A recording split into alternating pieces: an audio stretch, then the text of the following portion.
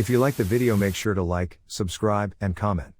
For more videos like this, share your most terrifying and unknown forest creatures, crawlers, shapeshifters, cryptids, sightings, and stories. Skinwalker sighting? So last night we were camping on the reservation at the bottom of the Grand Canyon. We were the only ones there and were 22 miles away from the closest town. I was sleeping in my car with my sister and an elderly dog to ensure that he had access to air conditioning, as it was exceedingly hot. At 2 a.m. I randomly woke up and looked out my window and saw a big, funny-looking figure standing over one of the tents. At first I thought it was someone who got up to pee or something, but it wasn't moving. I watched it for 10 minutes, and finally, I woke up my sister to see if she could see it too, which she did. It stayed there standing over the tent for almost an hour and was gone in the blink of an eye. We had no cell service, so I couldn't text anyone, and I had nothing in my car to protect us. I never felt more terrified and helpless in my life. I don't know if it really was a skinwalker, but I know they're around the reservation, so that was my best guess as to what it could be. Whatever it wasn't human. Dad saw one and described it to me without knowing about crawlers. I just wanted to share my experience. I live in Connecticut, in the middle of the woods. My dad is not the type to believe in any kind of supernatural phenomena, and he's a pretty logical person. Some background: a few years ago, a friend of mine who lives nearby saw a crawler in his backyard. It was terrifying for him. He was shaking as he told me about his experience. He's not the type to make up stories, and I could tell he wasn't trying to bullshit me. My dad and I were discussing creatures in the woods a couple of nights ago, raccoons, deer, etc., when I mentioned cryptids. My dad then proceeded to tell me a story of him and his friend spotting one on his friend's security camera. He gave me an exact, detailed description of a crawler. Every detail was accurate to both my friend's description from that story years back and from stories I've read online. I explained what crawlers are and told him of my friend's experience. Understandably, he's been terrified ever since. He hadn't heard of crawlers before I told him, but says that's definitely what he saw. Initially he thought a friend or the camera company was playing a prank, but whatever he saw was definitely real. He says whenever he or any of his friends are alone at the site of the sighting, they feel totally unnerved, like they're being watched or stalked. Wanted to share about it. Just need to say, for the record, I do believe in these things. Super interesting phenomena, and although I myself am a skeptic, you can't deny that there's something out there. Thanks for listening. A wild man, unlike any other, is found in peninsular Malaysia. I have casually found in an Italian article from the late 1990s a report about something incredible that happened in peninsular Malaysia in the 1920s. It happened in peninsular Malaysia, in the Ulu Slim area, to some Sakai Orang Asli local hunters. First, it should be noted they have their own version of Bigfoot, the Jurong Gigi, also known as Orang Mawas, a black to reddish/blondish-haired, 10-foot-tall orangutan-like ape, most likely a relic population of Gigantopithecus blacki, and the Orang Pendek. It is not only in Sumatra, its Floresiensis-sized relative.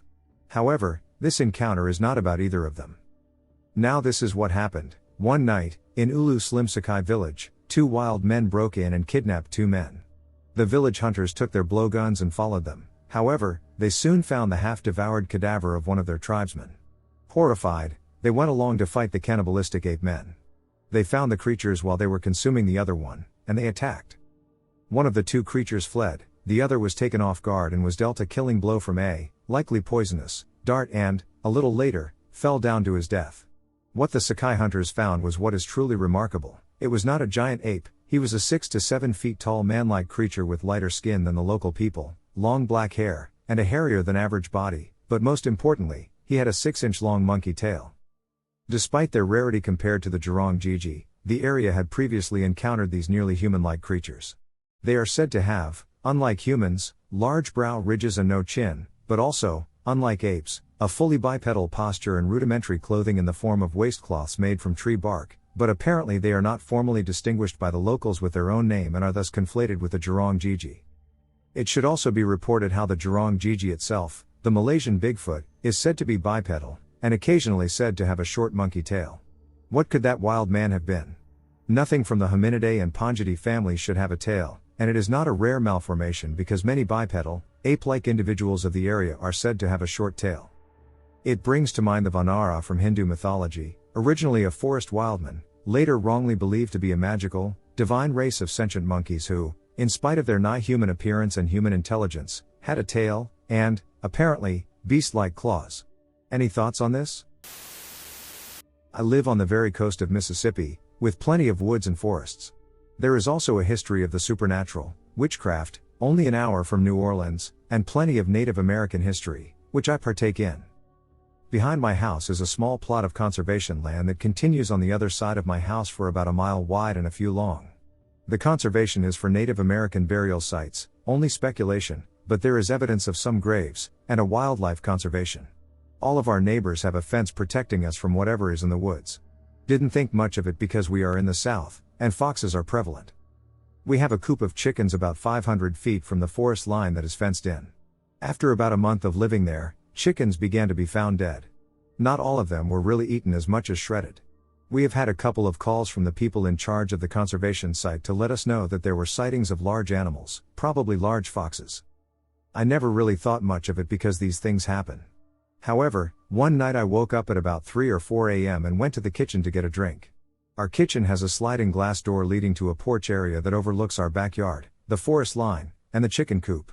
I used my flashlight to get to the kitchen because I didn't want to wake anyone in the house.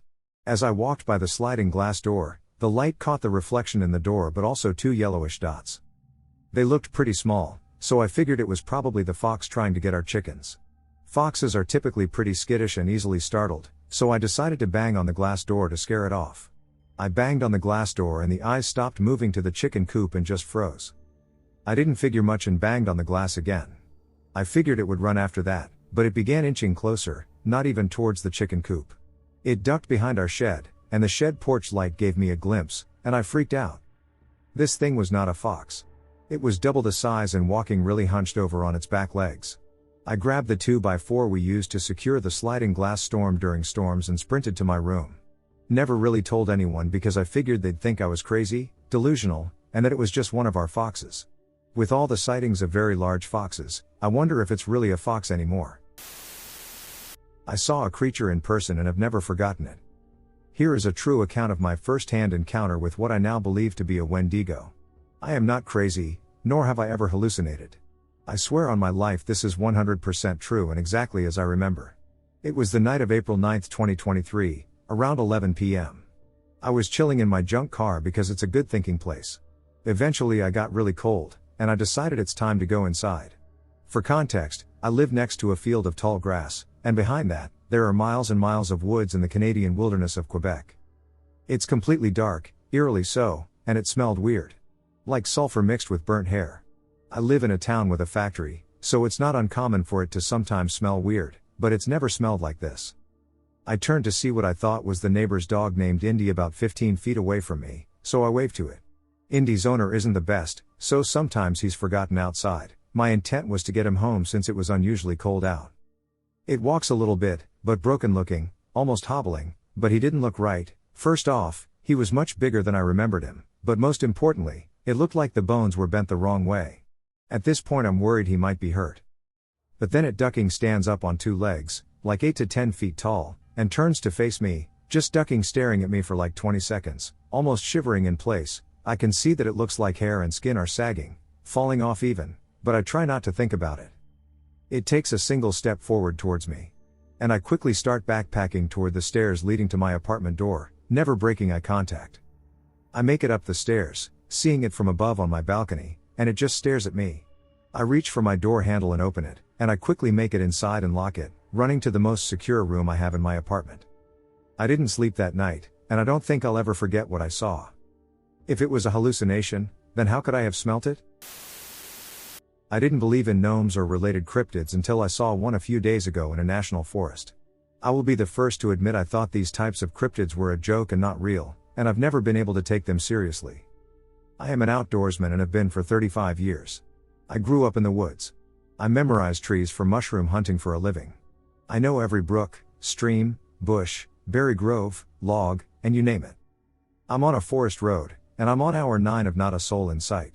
As I gather some mushrooms, I glance up the road and notice a rock that has fallen from the loose, steep side of the mountain to the middle of the road.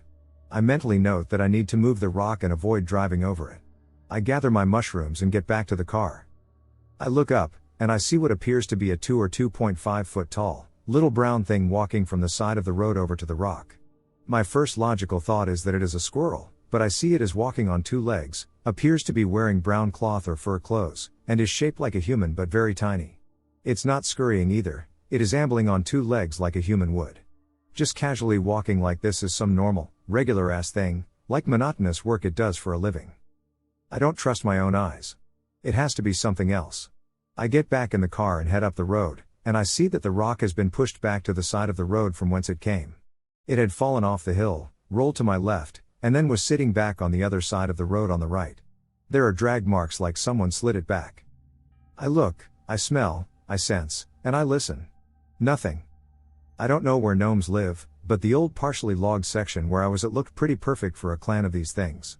Lots of places to hide, secluded, near water, plenty of routes of escape, and it would be easy to dig little holes in the mountain and be fortified against invaders. The side road into it was flooded and appears to do so regularly, so these little guys even have their own moat. I'm positive I'm overthinking this. It was a long drive back up the mountain, then down the mountain the other way, and some time home, and I can't pick this apart into anything else but being a tiny little forest man. I'm like 1000% positive that I saw what I saw. It was near a military special interest zone allegedly blocked off due to some native butterflies, but I'm starting to wonder if this research area is really about butterflies after all. They send you to prison, ban you from parks, and give you a $5,000 fine if you take a single berry from inside that boundary. This still haunts me to this day. Hello everyone. I am relatively new here and I would like to share an experience I had about 8 years ago. My parents live on about 30 acres of wooded land in the middle of nowhere. I was in high school at this time and was up late on a weekend. I remember that I had fallen asleep in the recliner in our living room and woke up around 2 a.m. I sat up and watched TV for about a half hour and then got up to get some water before bed.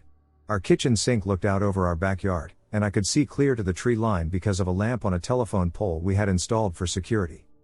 As I looked out into the yard, I saw something dash across the tree line for about 50 feet before going back into the trees. I can still see it in my mind.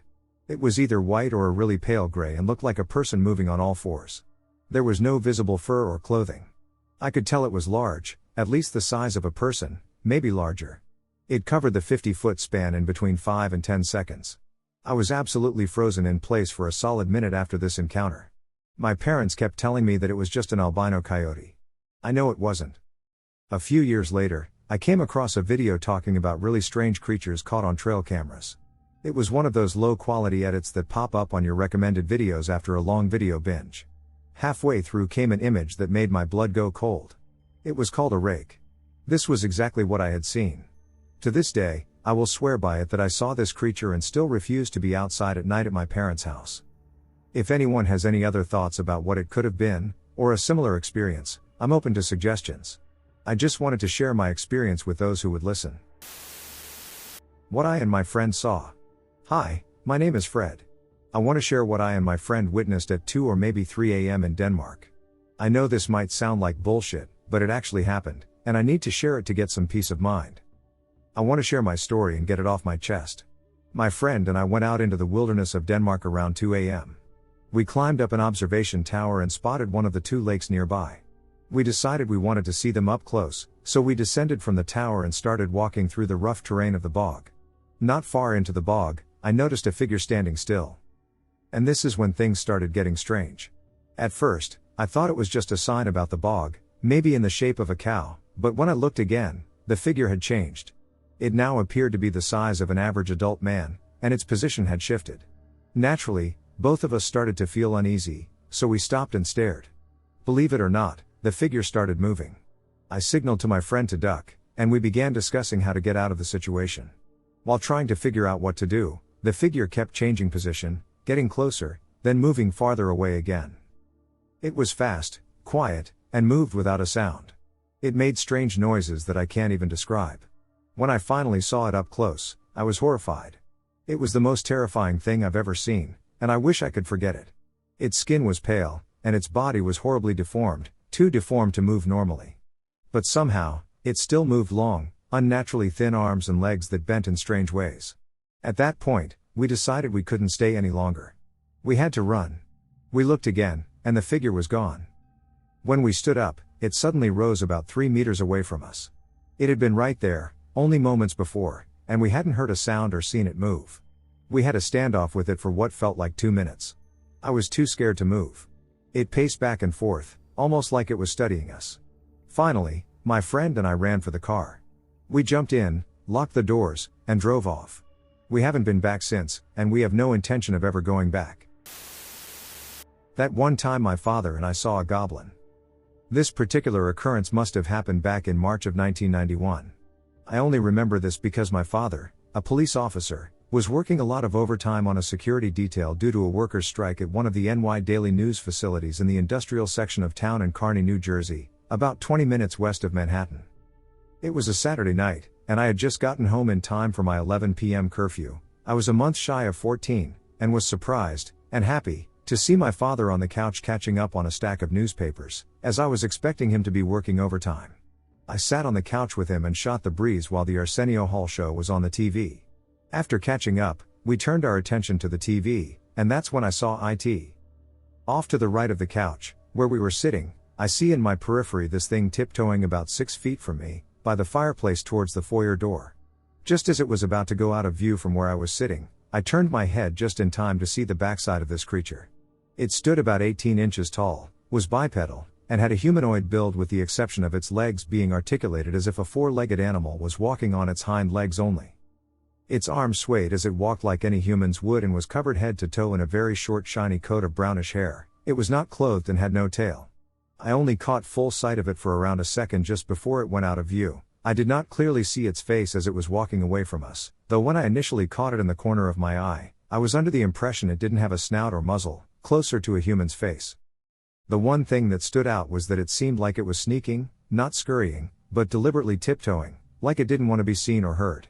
Anyway, I'm sitting there a second more trying to process what I just witnessed when I turned to my left to bring this to my father's attention only to see him staring in the same exact spot where this goblin turned the corner, slack-jawed and wide-eyed in disbelief. I asked if he saw it, and he just mumbled, was that, a rat? All I could say was, rats don't walk on two back legs. At this point he just grabs his mag light, and we proceed to lift, pull, and flip over furniture, trying to find it or at least evidence of it. We checked the chimney flue in the fireplace, which was closed, all of the doors and windows locked, and find no holes in the walls, nothing, nowhere for it to get in or out. The only thing we succeeded in doing was waking up my mother and sister and getting yelled at.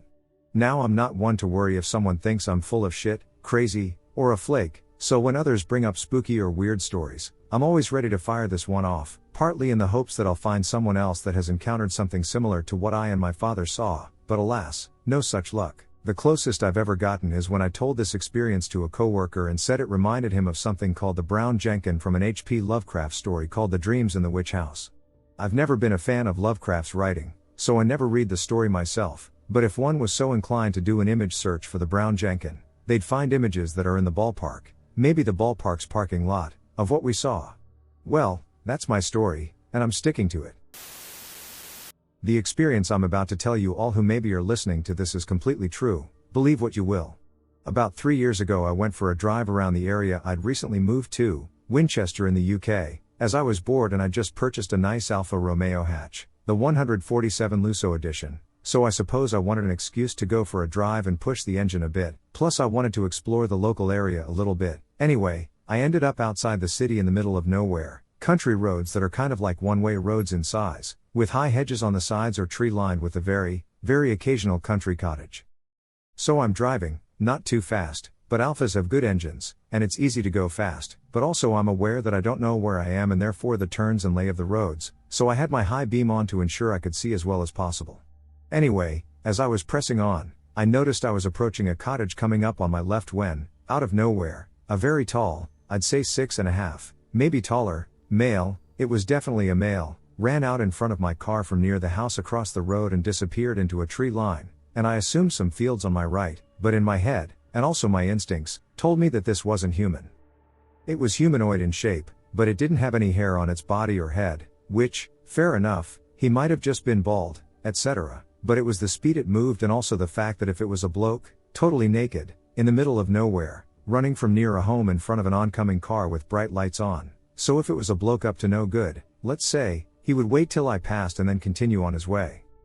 Anyway, these thoughts passed through my head in a second, and before I knew it, my heart was pounding, and I just put my foot down, shifted gears, and got out of the area as fast as I could. Although I did look out my right window to see if I could see him, I couldn't, and before that briefly at the house. Like I said, I got out of there rapidly and didn't stop until I found an area I could pull over and gather my thoughts. I couldn't believe what I'd just seen. I knew in my heart of hearts and logically that it wasn't a man on a mad one or up to no good or whatever. Not only did it not make sense, but it just wasn't. Its movements and speed, and again, why would a man do that? So my heart's going, I'm trying to make sense of it, and boom, on my window, and it's the local Karen asking me to move on. What are you doing? We don't like all this around here, she said. Any other day or night, whatever, I would have asked what I'd done wrong. After all, I was only parked up gathering my thoughts, no music pumping loudly, etc. Looking back, this just added to the strangeness of the previous event, as I was only a 5-minute drive away from that house I'd seen the man appear from, not from the actual house, I don't think, but near it, on that side of the road. Plus, she said, round here, it was only a few cottages and a building that looked like a barn. So I moved on, went home, and pondered it till the early hours of the morning. Honestly, it was the strangest thing I've ever seen. I've told the odd person, and they laugh, but trust me, if you were there, you'd understand what I'm trying to tell you. Was it a cryptid? An alien? Am I a demon? Or a naked man running around in front of cars from hedgerow to tree line and disappearing as fast as you click your fingers? Anyway, that's me. My grandmother's possible gnome or leprechaun encounter. My grandmother died almost 17 years ago, and I was recently talking to my mum about the stories she'd tell me, and there was one story in particular that had slipped my mind until she reminded me about it. It always creeps me out.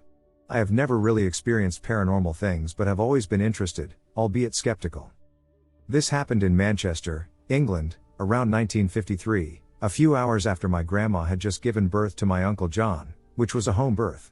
During the night, my Nana was lying in bed trying to sleep with my newborn uncle but had struggled to drift off due to the baby fussing. She told me that she was lying on her back with my uncle on her chest, and the room was pretty much pitch black aside from the streetlights coming in through the net curtains. She tried to drift off but then started to feel a little uneasy, as though she was being watched, that sort of feeling that makes your skin prickle and hairs stand on end.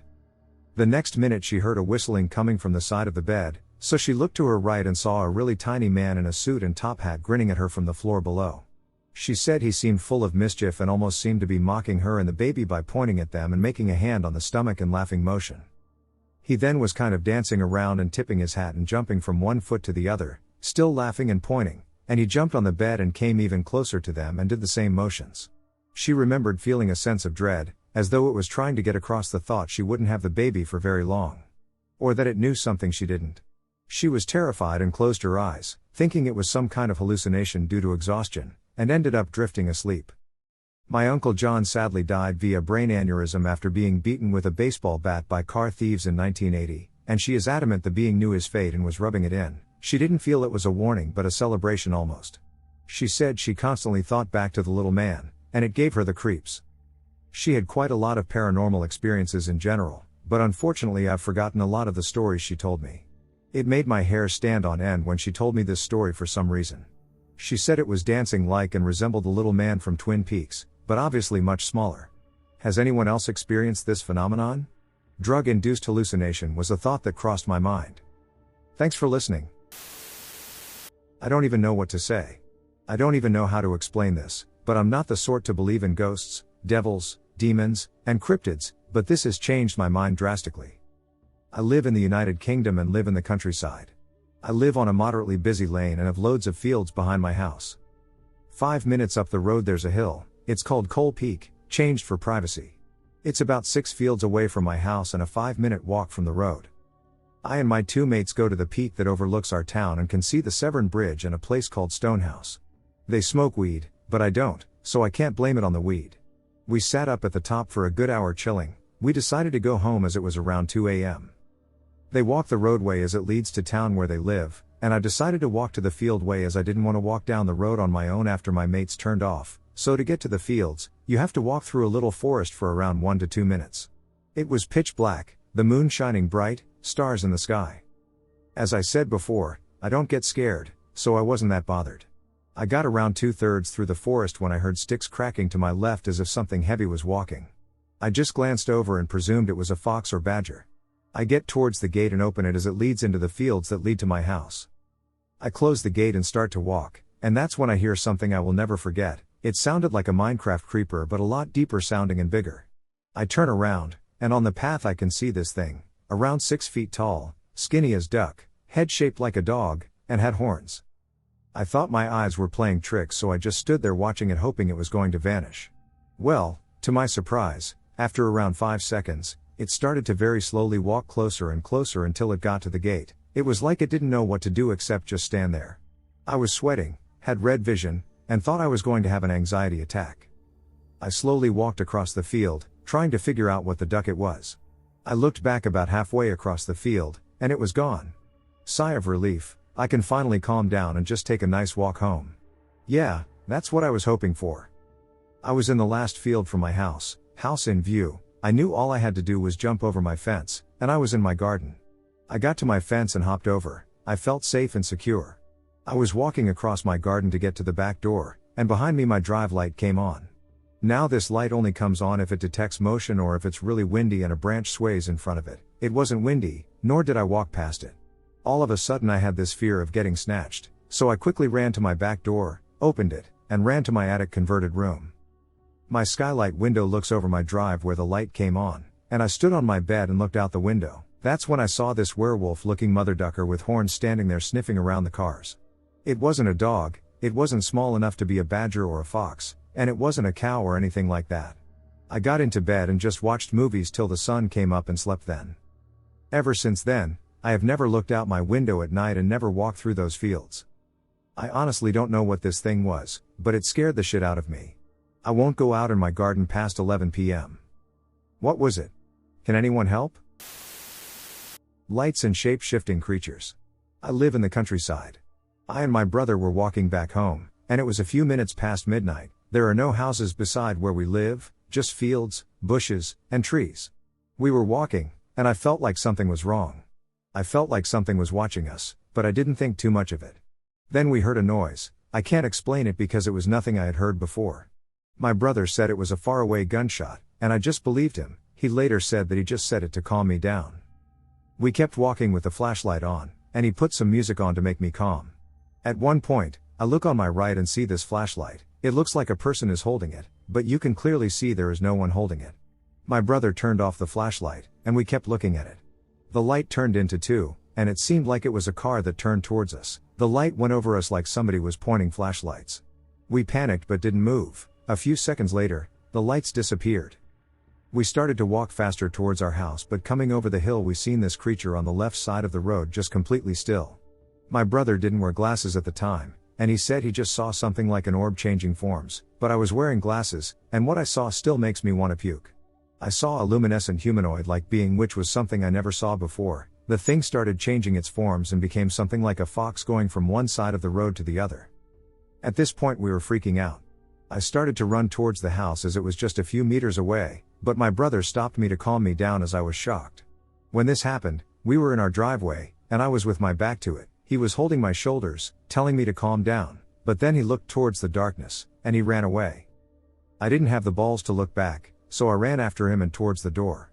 He gave me the key, and I tried to open the door with my hands shaking, which was absolutely hard. He said that he had seen the creature standing up and that he looked like a man, but it wasn't a man at all. Did anybody have any encounters like this? This happened last night, and I still can't explain what happened. I'm shocked and scared.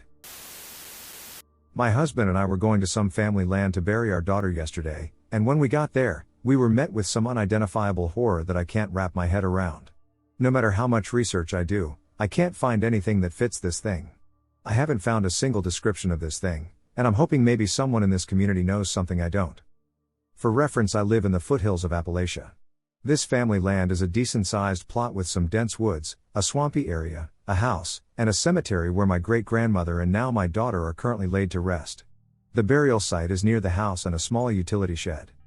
When we pulled up to the cemetery, we pulled in maybe 20 feet from the shed. It was about 6:45 in the evening. My husband got out of the car and was coming around to my door to open it, and he just stopped and stared at the tall grass by the shed. I asked him what was wrong, and he said, "What is that?"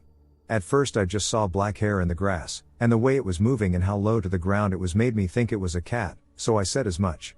My husband replied with, "If that's a cat, I'm a white man, he is not." When I looked closer, it looked human, but as soon as it locked eyes with me, I knew it wasn't. It was opening and closing its mouth at me like a dying fish. Its eyes were like glassed over? Milky? And it was slithering like a snake backwards. It was slithering backwards, just like an army crawling on its stomach. Its legs did not move like people's legs. They moved like they had more joints than they were supposed to. It was clothed, it had long black hair and a bald spot in the front. It looked like its skin was melting off. Think, that alien wearing a skin suit from the first Men in Black movie, because it looked startlingly similar. My husband jumped in the car, we sped off, and I called 911 because in the moment I'm thinking, certainly it's just a meth head, those are common here. We circle the road until the cop shows up. The first couple of times we pass, I see it still slithering on its belly beside the shed, getting close to the back side, and by maybe the third or fourth time we pass, it was gone. The cop finally shows, we explain as best as we could what happened. There were some other people on the property that shouldn't have been there, so he was trying to figure out if maybe one of them was the slithering man. Neither of them was, but while the cop was checking the surrounding woods, I went to the shed and looked at the trail this thing left in the grass, and it's like as soon as it slithered behind the shed, the trail was gone. There was no trampled grass leading away from the shed. Only the squashed grass beside it and this horrible death smell. The cop checked the shed, and I looked in behind him. It was empty, there was nothing dead in the shed, so signs of people in the shed. There was a serious water leak, but that was about it. The doors and windows to the house were secure, and all the other sheds were padlocked, but the thing was gone. I can't shake the image from my mind.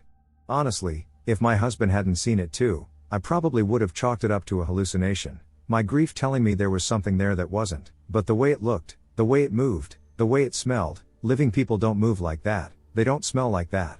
Living people don't smell like a corpse. That thing looked like it maybe used to be human, but it's definitely not anymore. My husband, a staunch skeptic of anything paranormal, even said, maybe that used to be human, but it isn't anymore. Do any of you have any clue what that thing might have been? Any suggestions help. I just want some kind of answers. Encounter with a tiny man, troll or gnome. My in-laws told me this story, and I don't know what to make of it. I don't believe in these types of stories, but they are simply not the kind of people who would make this up. Apart from being Christians, they are not superstitious people. They rarely tell this story because they know it sounds nuts. I thought it could be fascinating to hear what people in here think. My parents-in-law did a pilgrim walk from Oslo to Trondheim in Norway for their honeymoon many years ago in the late 90s or early 00s. It's quite a long hike over several days through forests and valleys. They rested in the forest and were sitting down when a tiny man less than half a meter tall came walking by. Nobody said anything, my in-laws just stared and couldn't believe their eyes. They described him as having a good aura and slightly smiled at them and walked into the forest. He wore plain, gray clothes. And that's really it. He was described as being too small to be human, and they believe him to be a nissa, a type of small folk or gnome that is a part of the old Norwegian folklore. It's the first time I've heard a first-hand account of someone who genuinely believes they've encountered a mythical creature. I'm a wilderness survival instructor. This chilled my bones to the core. I'm a wilderness survival instructor and security contractor. A couple days ago a student of mine and good friend who I had taken out into the woods before told me his dad just got 150 acres of land in a secluded, mountainous part of my state. It had a large amount of forest on it that hadn't been explored yet, as his dad was only building something for his horses that took up about 100 yards of the property, and his horses were free to roam at the moment. He said his dad got an insane deal on the property. My friend is now a dad of 3, and I know he doesn't get out into the woods that often, so I agreed to go with him because it seemed really fun, and I can imagine he needs a getaway every now and then.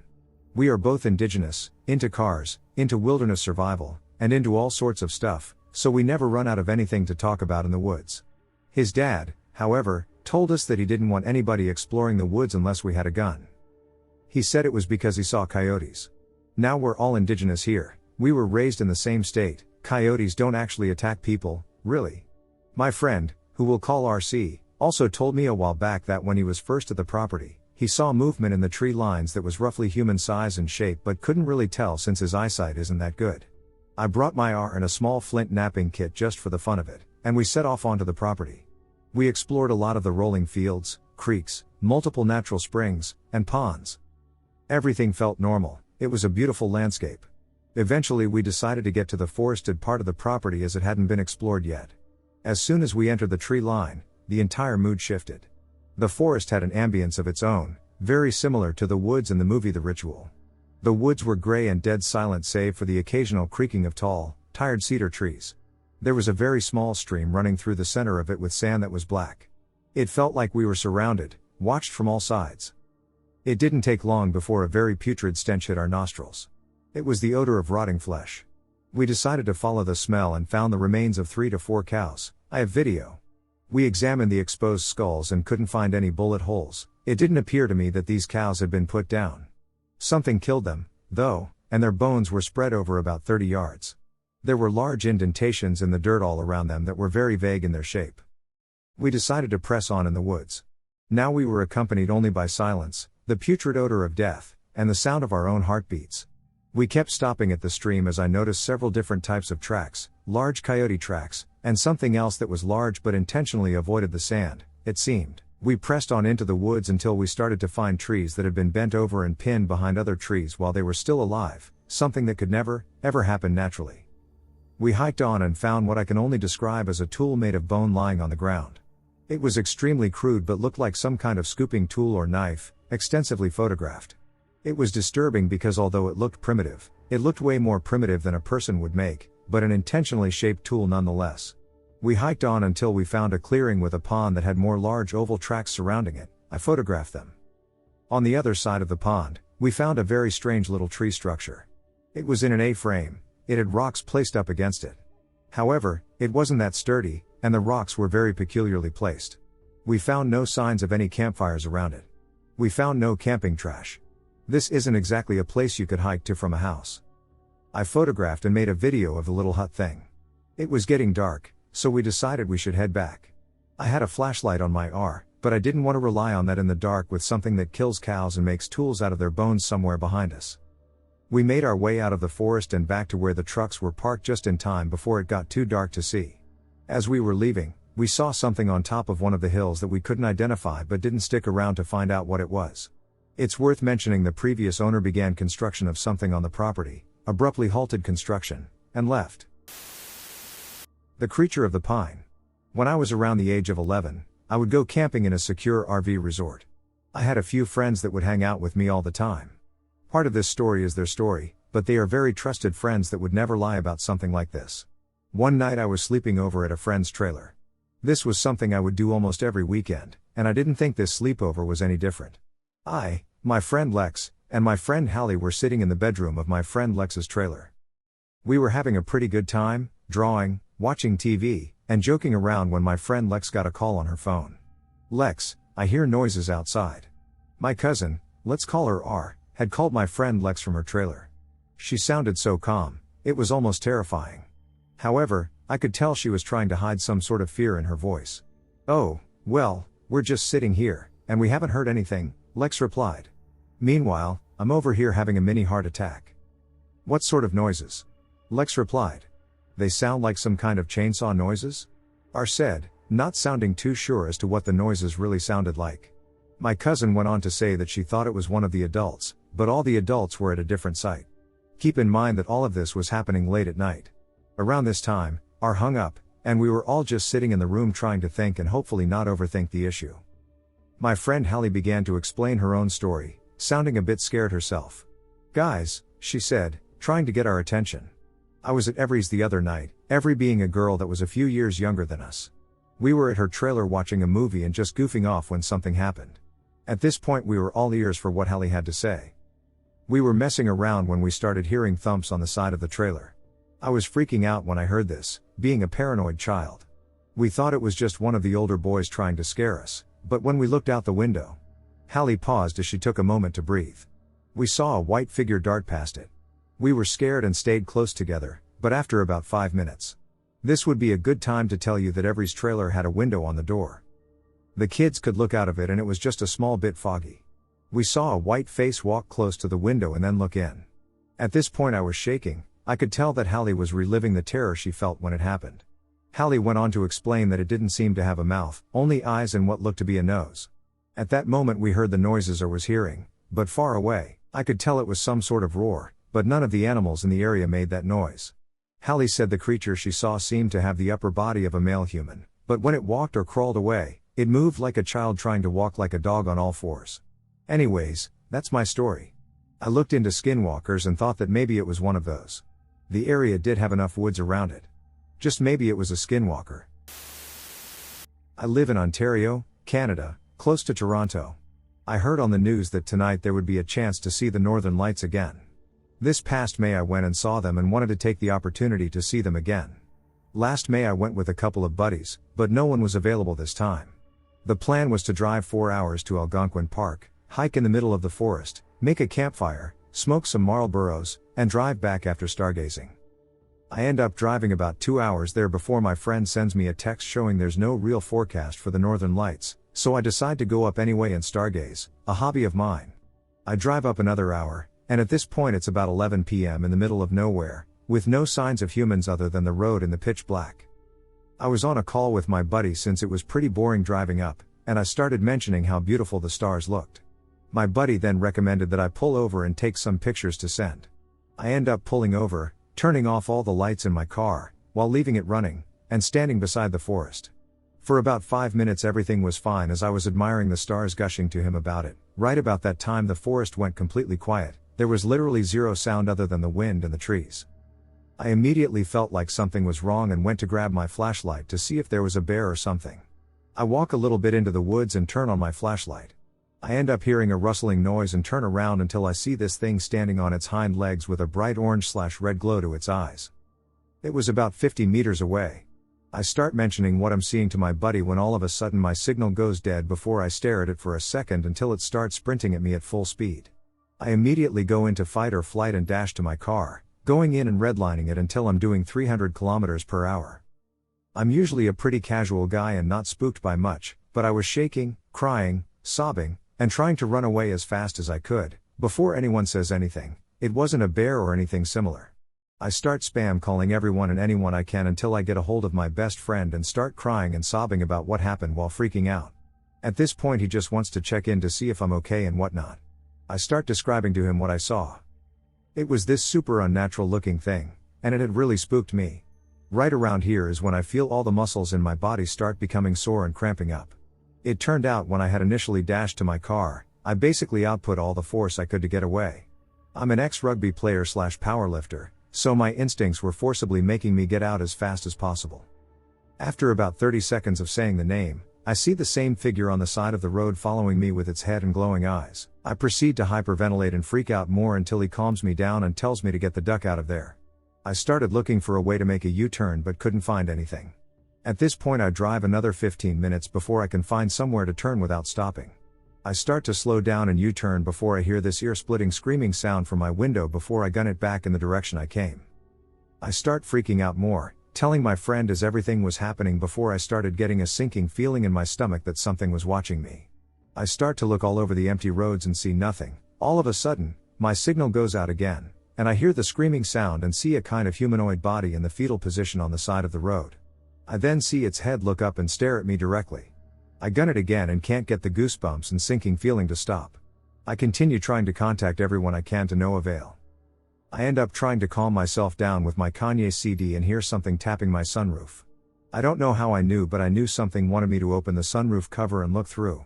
I prevailed and never looked, but never lost that sinking feeling that it was there. I would hear the tapping sound on and off, rhythmically, kind of like drums, for about an hour until I reached a small town.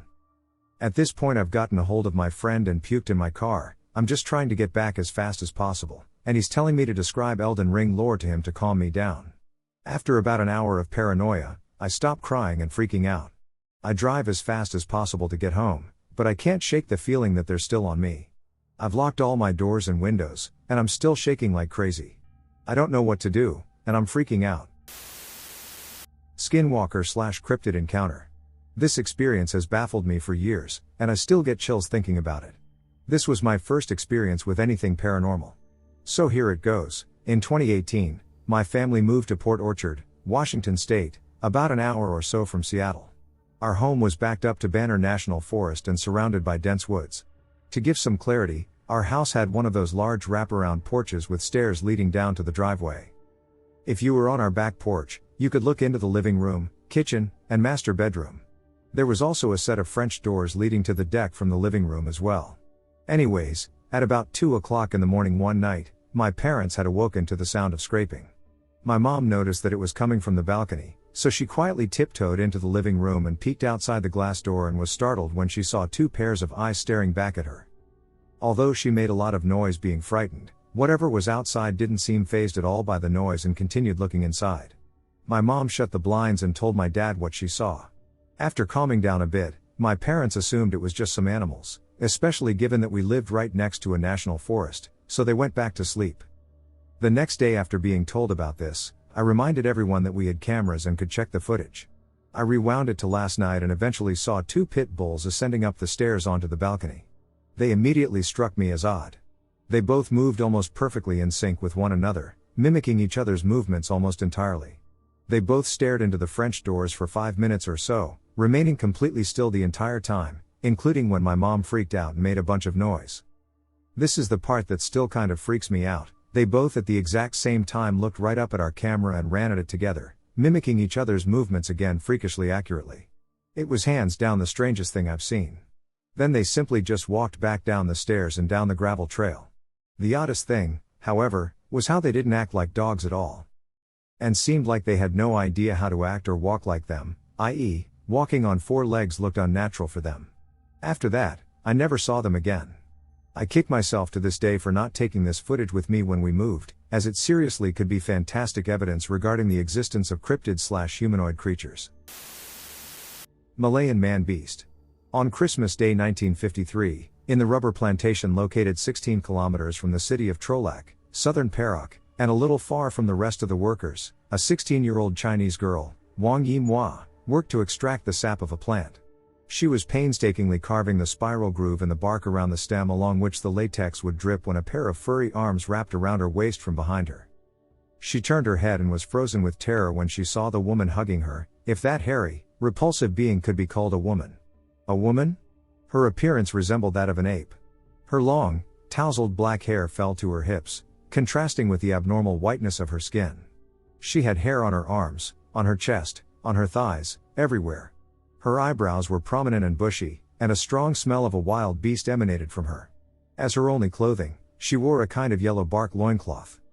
Certainly and clearly she had come with peaceful intentions, and probably sent by 2 large males, also hairy and robust, who stood back about 20 meters away so as not to frighten the girl too much.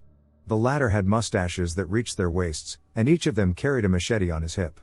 But the female, with a grimace that was intended to be a captivating smile, revealed long yellowish fangs and began to make sounds similar to the croaking of a bird. The young Chinese woman, with a scream of horror, freed herself from the smelly grip and ran away, causing the furry males to laugh. The girl was eventually found in a state of shock by Ms. Brown, the plantation manager, who immediately notified the police in Kuala Lumpur, the state capital. The fact is that, since the news of the intrusion of the hairy trio spread like dust among the plantation workers, they did not dare to resume work. For this reason, it was necessary to detach 2 patrols from the Malaysian security forces to pursue the intruders. And it turned out that what young Yimhua experienced was not just a horrible dream. In fact, many others saw the 3 ape-men, as they came to be known, in the following days. To begin with, a young Malay woman who was washing clothes in the Trolac River had seen them swimming in those waters and was terrified. Another witness, and a more credible one, since it was a Malaysian police corporal, was Abdul Talib, who, during a normal patrol with his surveillance unit, had spotted the trio on the other bank of the river and told them that they had heard inarticulate cries similar to growls. The corporal took his rifle to keep them under fire and prevent any attempt at aggression, but the 3, suddenly turning their heads, spotted him, and without wasting a second, they jumped into the water and then, swimming with vigorous strokes, moved away and disappeared. This was the official confirmation, we can say, of his real existence. Furthermore, another testimony strengthened the previous ones. A 45-year-old Tamil latex collector, named Appiasamy, was working with his knife and his containers when he too was grabbed by the hideous hairy female with large fangs. He struggled desperately, while, as he could see from the corner of his eye, the 2 males witnessed the scene. At one point he tripped on a root, rolled down the hill, and lost consciousness. The hairy male's raucous laughter accompanied the scene, demonstrating their sense of humor. Gail T. Zivaking, director of the Malay Museums, stated that he was thinking of organizing an expedition to the Trolac plantation to try to find and capture the mysterious creatures. The British scientist observed that the latter wore a strip of bark around their kidneys and that they ran in an upright position like men, moving without ever using their hands, as any anthropoid ape would have done. From this point of view, they were undoubtedly human creatures. However, the sunken forehead, prominent brow ridges, and densely tufted eyebrows were archaic features. These characteristics, and the presence of long canines, indicated, according to Ziva King, that these creatures are survivors of one of Malaysia's first nomadic tribes. What type of hominid will these creatures be? A few months ago, my fiancé's mother and stepfather were over. It was about 11 p.m., and we heard something scratching very loudly on the side of the house from the outside. People had been messing around with properties on our road, so my fiancé and his stepdad went outside to check things out. They noticed movement and then a human figure. They both sprinted toward it, with his stepdad leading the way. Then, both of them quickly turned around to run back inside. They told us that the figure was shadow-like, tall, and slender with broad shoulders. They said that it moved in a weird way. It could remain in a still position but glide several feet in front of itself, just like the Minecraft Enderman. A few nights ago, I was walking through the house, and out of habit, at 1 a.m. or so, I looked out of the window. I saw this very tall, dark figure that honestly looked like a black-colored Gumby or something. It took a couple of high steps behind my car, lifting its knees or whatever pretty high as it did. I didn't watch for long because it creeped me out. My fiancé was talking about his encounter tonight and told me what caught their attention was that this thing first stepped very high, then did the gliding or shifting movements to transport itself. I hadn't heard him mention that before, and when I told him what I saw, I didn't mention the high stepping either. I've tried researching what this could be, even taking an undiscovered species into consideration, especially since we're in the Blue Ridge Mountains. However, I've found nothing. The closest thing I can discover to what we both saw is literally the Minecraft Enderman. The appearance, movement, and everything else are similar. Can anyone make sense out of this? Something stalks our trailer at night. I'm posting here to maybe see if I can get some help narrowing down what's happening. We moved into the woods in May of this year. We have 8 acres and live in New England in the middle of nowhere, basically. My boyfriend and I started hearing something large crawling across our roof at night and messing with the caps and pieces on our generator next to our bedroom window. Every time we would look outside, there would be nothing there even if we heard crunching on the gravel right outside seconds ago. Every night we would hear things, and eventually, after trying our hand at using sage, we had some success for a bit. Eventually we started having incidents where my boyfriend would go on a walk at night and say he's going to be gone for 15 minutes, and he wouldn't be back for another hour. When he returned home, he seemed super dazed and said he thought he heard me calling him, went towards my voice, and then woke up on the ground. I believe him. He seemed really shaken up and had leaves and dirt in his hair and all over his jacket and hands. Later on, maybe a couple of months ago, like midsummer, both he and I would start hearing things in the woods, like animals screaming that didn't sound quite right, babies crying, and each other calling our names. Eventually it escalated to sounding like a man was walking down our driveway whistling loudly one night when he was gone for work and I was home alone with the baby. Because our driveway in the area we are parked on is a gravel road, it's very loud when people walk on it near the trailer, so I was sure a man had somehow come on our land and was now circling our trailer, whistling on and off. I called my grandfather, and he came over a few minutes later with his shotgun and found nothing, and the second he left, it started up again. I called my BF, and he came home immediately afterwards, and it settled down after that. He even had an incident where he was working outside at night and got tackled by something. I was inside when it happened. I heard him yell and ran outside to find him struggling to get off the ground and throwing rocks off at something in the woods, obviously shaken up.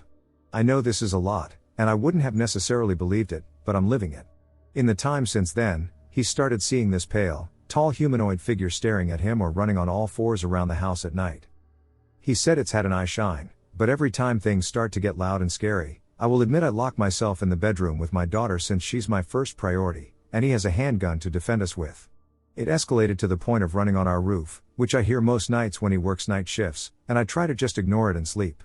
I've looked for animal prints and never was able to find any, and we can't find any comparable animals other than a bobcat for some sounds we've heard. I've always been the type to think of animals before some type of weird creature, but nothing keeps lining up as one solid thing. We had a night of hell last week.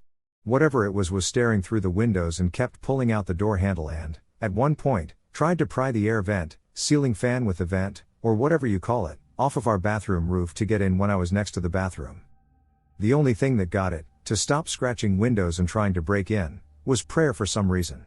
We stayed up for hours that night, praying until the sun came up and whatever was left.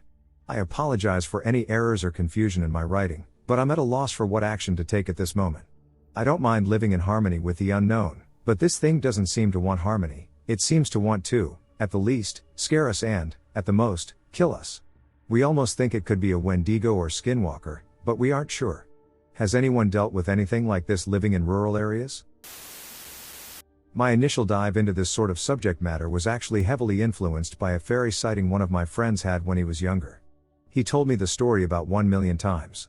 Here are the details as best as I can remember them from his point of view.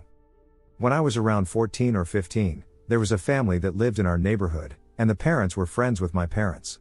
Their son was my age, so our moms would arrange for us to spend time together. It was during one of those times in which I, my friend, and his dad were all out hiking in the woods close to town. Southwestern Colorado, I had wandered off from the other two for a little bit, and I remember going to the side of a small stream. I happened to look up, and that's when I saw it.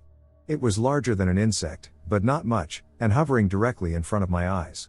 It had 2 wings and a very clearly humanoid shape. It was sort of luminescent, and most interestingly, this sounds strange, but it looked as female as something non-human could. I remember being so caught off guard that I immediately ran to find the other 2 so that I could bring them to show them.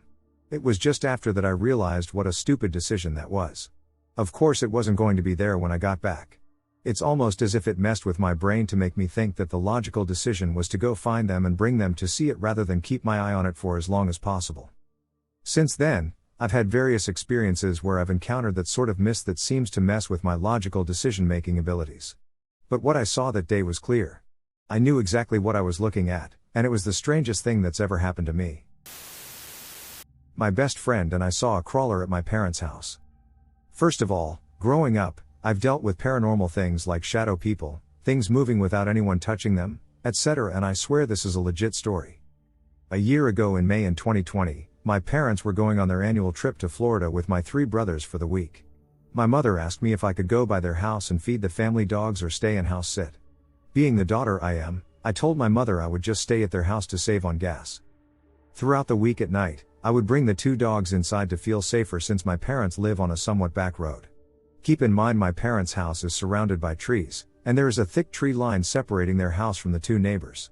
Well, one night while I was at the house alone, I had called my best friend, Bailey, to come over and stay the night. We were going to do what 2 middle-aged 20-year-old females do when alone. Play video games, watch movies, TikToks, and drink a little. While Bailey and I were in the kitchen around 3 or 4 a.m. making homemade funnel cakes like the fat asses we are. The dogs kept moving around and staring at the glass kitchen door that led off to the back porch. I asked Bailey to let them out there so they could chill, and we would have enough legroom while we were cooking. While we were eating our funnel cakes, we came across a TikTok about making homemade temporary tattoos with a printed picture and perfume. Now keep in mind my parents have about 3.82 acres of land, so there is the family house, my father's 2-door garage workshop, and a large pole barn. Those 2 buildings are farther out near the tree line. So Bailey and I walked down to the workshop to go into my parents' work office.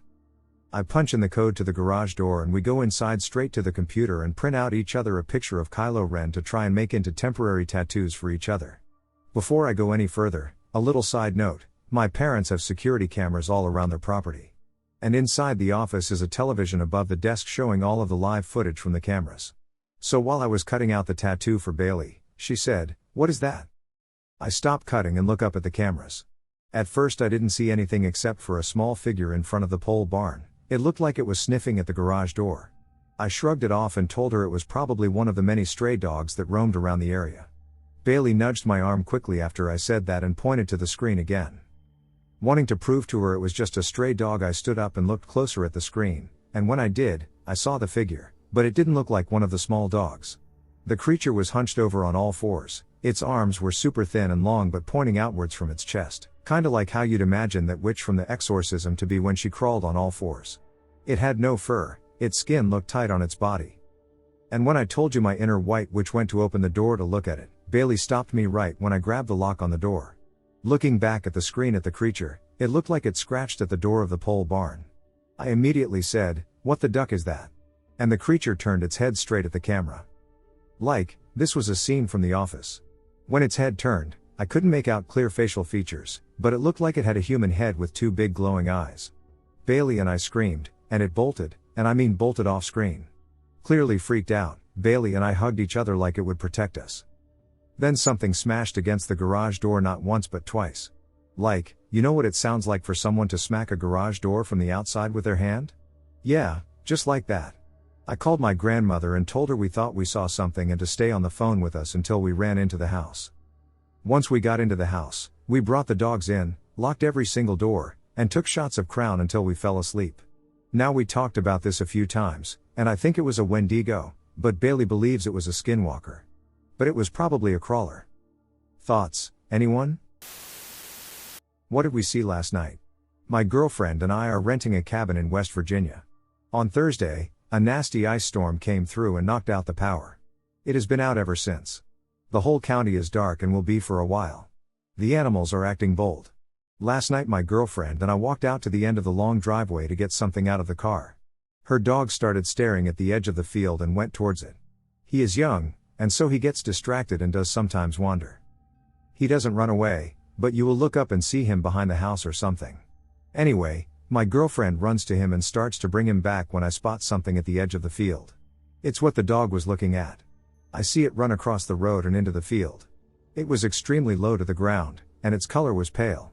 It's too fast and dark to make out what it is. I assume it's a coyote. So I call out to her, "Hey, there's something over there, get back here," and she walks back over to me by the car. From there we hold the light and shine it over that direction. I see its eyes looking at us. Then I see more sets of eyes. Probably about 7 in total. They are shifting up and below the hill in the field. Hiding and peeking out to see us. At this point, we still think it's coyotes. So I keep the light on them while she gets what she needs from the car. The thing is, I kept my light and my eyes on them the whole time, and they seemed to stand up. Suddenly their eyes would shine up as if they stood up on their back legs. Their eyes went from about 1 to 2 feet off the ground to easily 5 to 6 feet. I did not mention this to her, and I just said, "Coyotes, let's go inside." Throughout the night, we would have to go outside to put gas in the generator, as the power was still off. She held the flashlight while I filled up the generator. She is shining the light around, keeping an eye out for anything, as well as keeping the dog with us. She spots 2 sets of eyes about 100 yards away at the bottom of the big hill that the house sits on. She says, "Something's down there." I say, "Coyotes or deer?"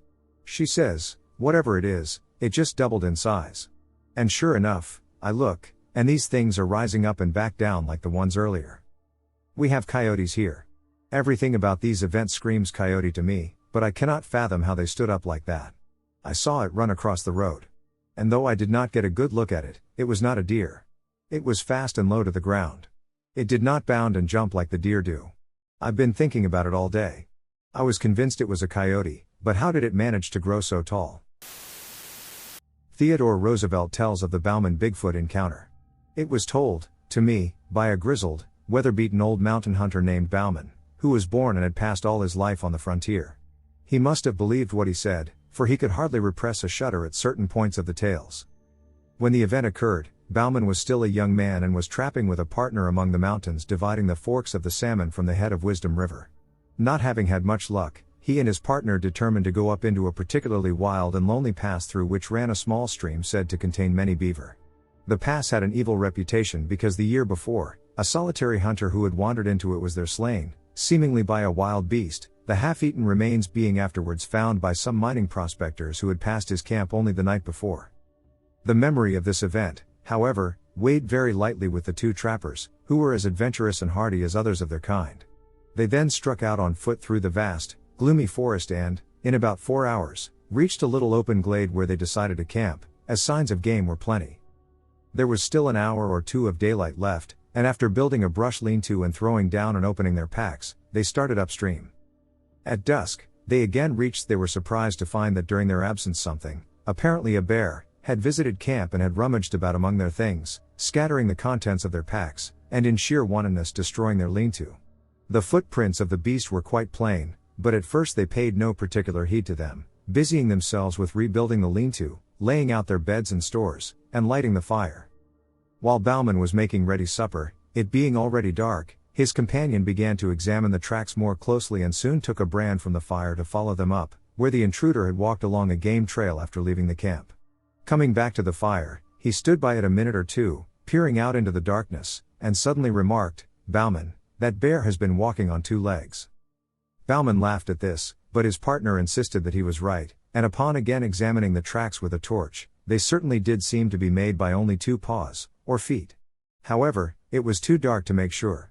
After discussing whether the footprints could possibly be those of a human being and coming to the conclusion that they could not be, the two men rolled up in their blankets and went to sleep under the lean-to. At midnight Bauman was awakened by some noise and sat up in his blankets. As he did so, his nostrils were struck by a strong, wild beast odor, and he caught the loom of a great body in the darkness at the mouth of the lean-to. Grasping his rifle, he fired at the vague, threatening shadow but must have missed, for immediately afterwards he heard the smashing of the underwood as the thing, whatever it was, rushed off into the impenetrable blackness of the forest and the night. After this the two men slept but little, sitting up by the rekindled fire, but they heard nothing more. In the morning they started out to look at the few traps they had set the previous evening and put out new ones. By an unspoken agreement, they kept together all day and returned to camp in the evening. On nearing it, they saw, hardly to their astonishment, that the lean-to had been again torn down. The visitor of the preceding day had returned and, in wanton malice, had tossed about their camp kit and bedding and destroyed the shanty. The ground was marked up by its tracks, and on leaving the camp, it had gone along the soft earth by the brook, where the footprints were as plain as if on snow. And, after a careful scrutiny of the trail, it certainly did seem as if, whatever the thing was, it had walked off on just two legs. The men, thoroughly uneasy, gathered a great heap of dead logs and kept up a roaring fire throughout the night, one or the other sitting on guard most of the time. About midnight the thing came down through the forest opposite, across the brook, and stayed there on the hillside for nearly an hour. They could hear the branches crackle as it moved about, and several times it uttered a harsh, grating, long-drawn moan, a peculiarly sinister sound. Yet it did not venture near the fire. In the morning the two trappers, after discussing the strange events of the last 36 hours, decided that they would shoulder their packs and leave the valley that afternoon. All the morning they kept together, picking up trap after trap, each one empty. On first leaving camp, they had the disagreeable sensation of being followed. In the dense spruce thickets, they occasionally heard a branch snap after they had passed, and now and then there were slight rustling noises among the small pines to one side of them. At noon they were back within a couple of miles of camp. In the high, bright sunlight, their fears seemed absurd to the two armed men, accustomed as they were, through long years of lonely wandering in the wilderness, to face every kind of danger from man, brute, or element. There were still 3 beaver traps to collect from a little pond in a wide ravine nearby. Bauman volunteered to gather these and bring them in, while his companion went ahead to camp and made ready the packs. Reaching the pond, Bauman found 3 beavers in the traps, one of which had been pulled loose and carried into a beaver house. He took several hours in securing and preparing the beaver, and when he started homewards, he marked, with some uneasiness, how low the sun was getting. At last he came to the edge of the little glade where the camp lay and shouted as he approached it but got no answer. The campfire had gone out, though the thin blue smoke was still curling upwards. Near it lay the packs wrapped and arranged. At first Bauman saw nobody, nor did he receive an answer to his call. Stepping forward, he again shouted, and as he did so, his eye fell on the body of his friend, stretched beside the trunk of a great fallen spruce. Rushing towards it, the horrified trapper found that the body was still warm, but that the neck was broken, while there were 4 great fanged darks in the throat. The footprints of the unknown beast creature, printed deep in the soft soil, told the whole story. The unfortunate man, having finished his packing, had sat down on the spruce log with his face to the fire and his back to the dense woods to wait for his companion. It had not eaten the body, but apparently had romped and gambled round it in uncouth, ferocious glee, occasionally rolling over and over it, and had then fled back into the soundless depths of the woods. Bauman, utterly unnerved and believing that the creature with which he had to deal was something either half human or half devil, some enormous goblin beast, abandoned everything but his rifle and struck off at speed down the pass, not halting until he reached the beaver meadows where the hobbled ponies were still grazing. Mounting, he rode onward through the night until far beyond the reach of pursuit. There are many other states in the United States that have reported giant creatures that roam about their mountain wildernesses. However, I do not have enough verified information to fully go into it at the present time. Anyway, that would be another book. Theodore Roosevelt. Oklahoma encounter. I'm a 16-year-old, and I'm not going to lie, I'm very hormonal. I and my girl sneak out into the woods when we can.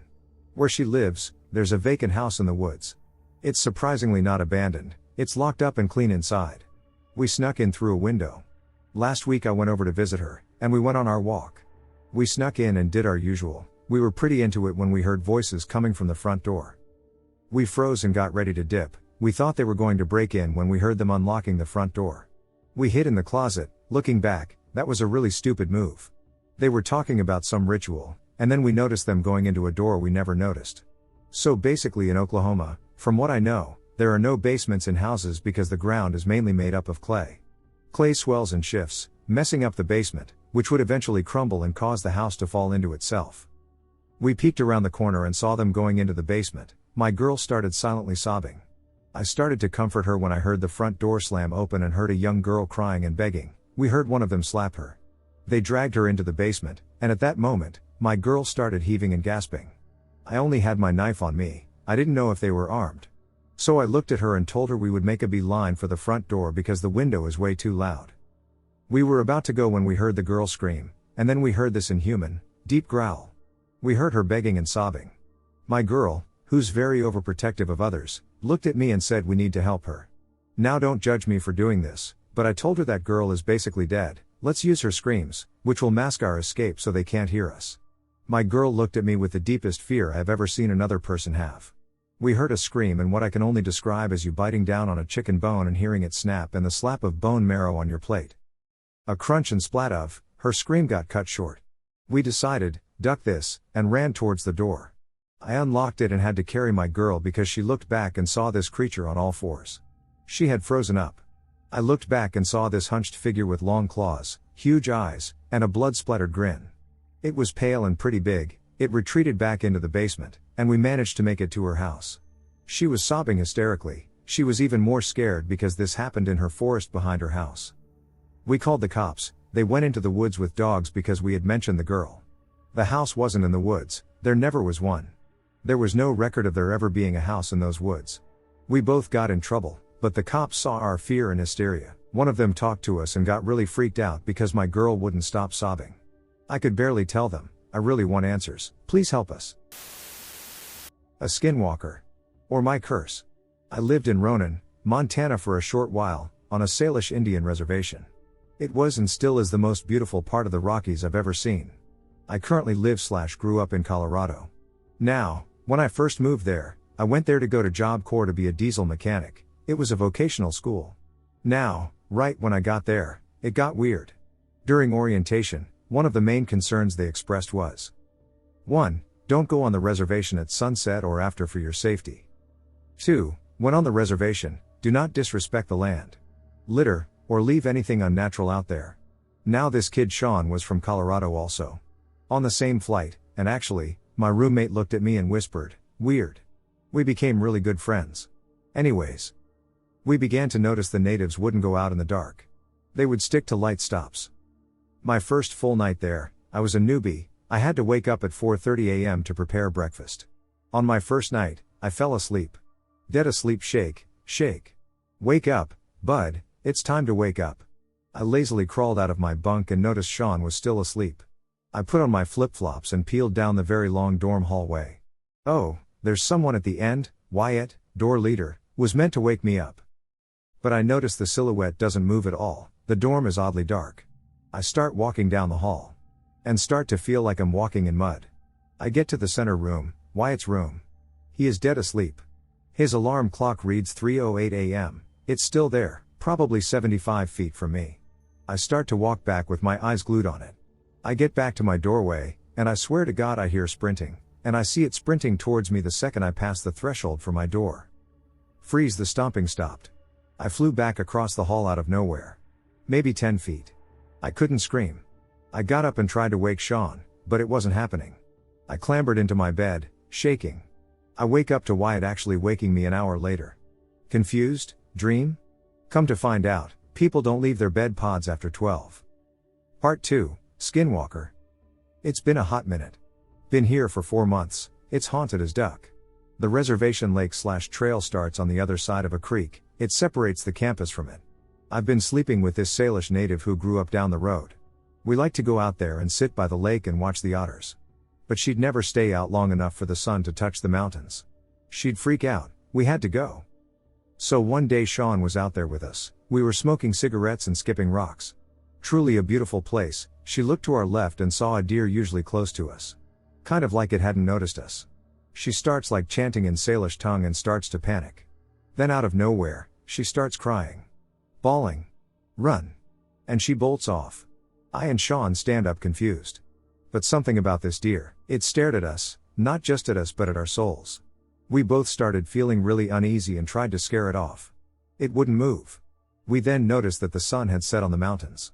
We started walking back, the deer followed 15 feet behind, probably less. We started picking up pace, and then we saw a raven sitting on a fence post not 4 feet away on the trail. It cawed, the deer was gone. We should have seen its direction, right? But it vanished, we still had but a mile left. We really ducked up. It got weird, it got so foggy we couldn't see more than, 20 feet. Then we heard and saw it, we smelled something like it. Dead animal. Off to the left of the trail, we hear what sounds like tearing and breaking. Being ballsy white boys in good shape, we make a few steps and make out a figure with no clothes on the ground. Antlers. Josh, that's a deer, Sean whispers. I know, and something was tearing at it. We start walking backward, eyes locked. Sean trips on a rock and quietly, like very quietly, says, ouch. It's too silent, though. Whatever it was, it stopped doing what it was doing as if listening. Maybe it could hear us. Breathing. The stood up, its legs were really long and skinny. It was on 2 ducking legs. The arms folded down abnormally long. The first thing that came to mind was the ice cream man from the movie Legion. No clothes, its head turned our way, jaw and mouth. Normal, it smiled, and I'm not ducking around. Wave terror, pure terror, we bolted.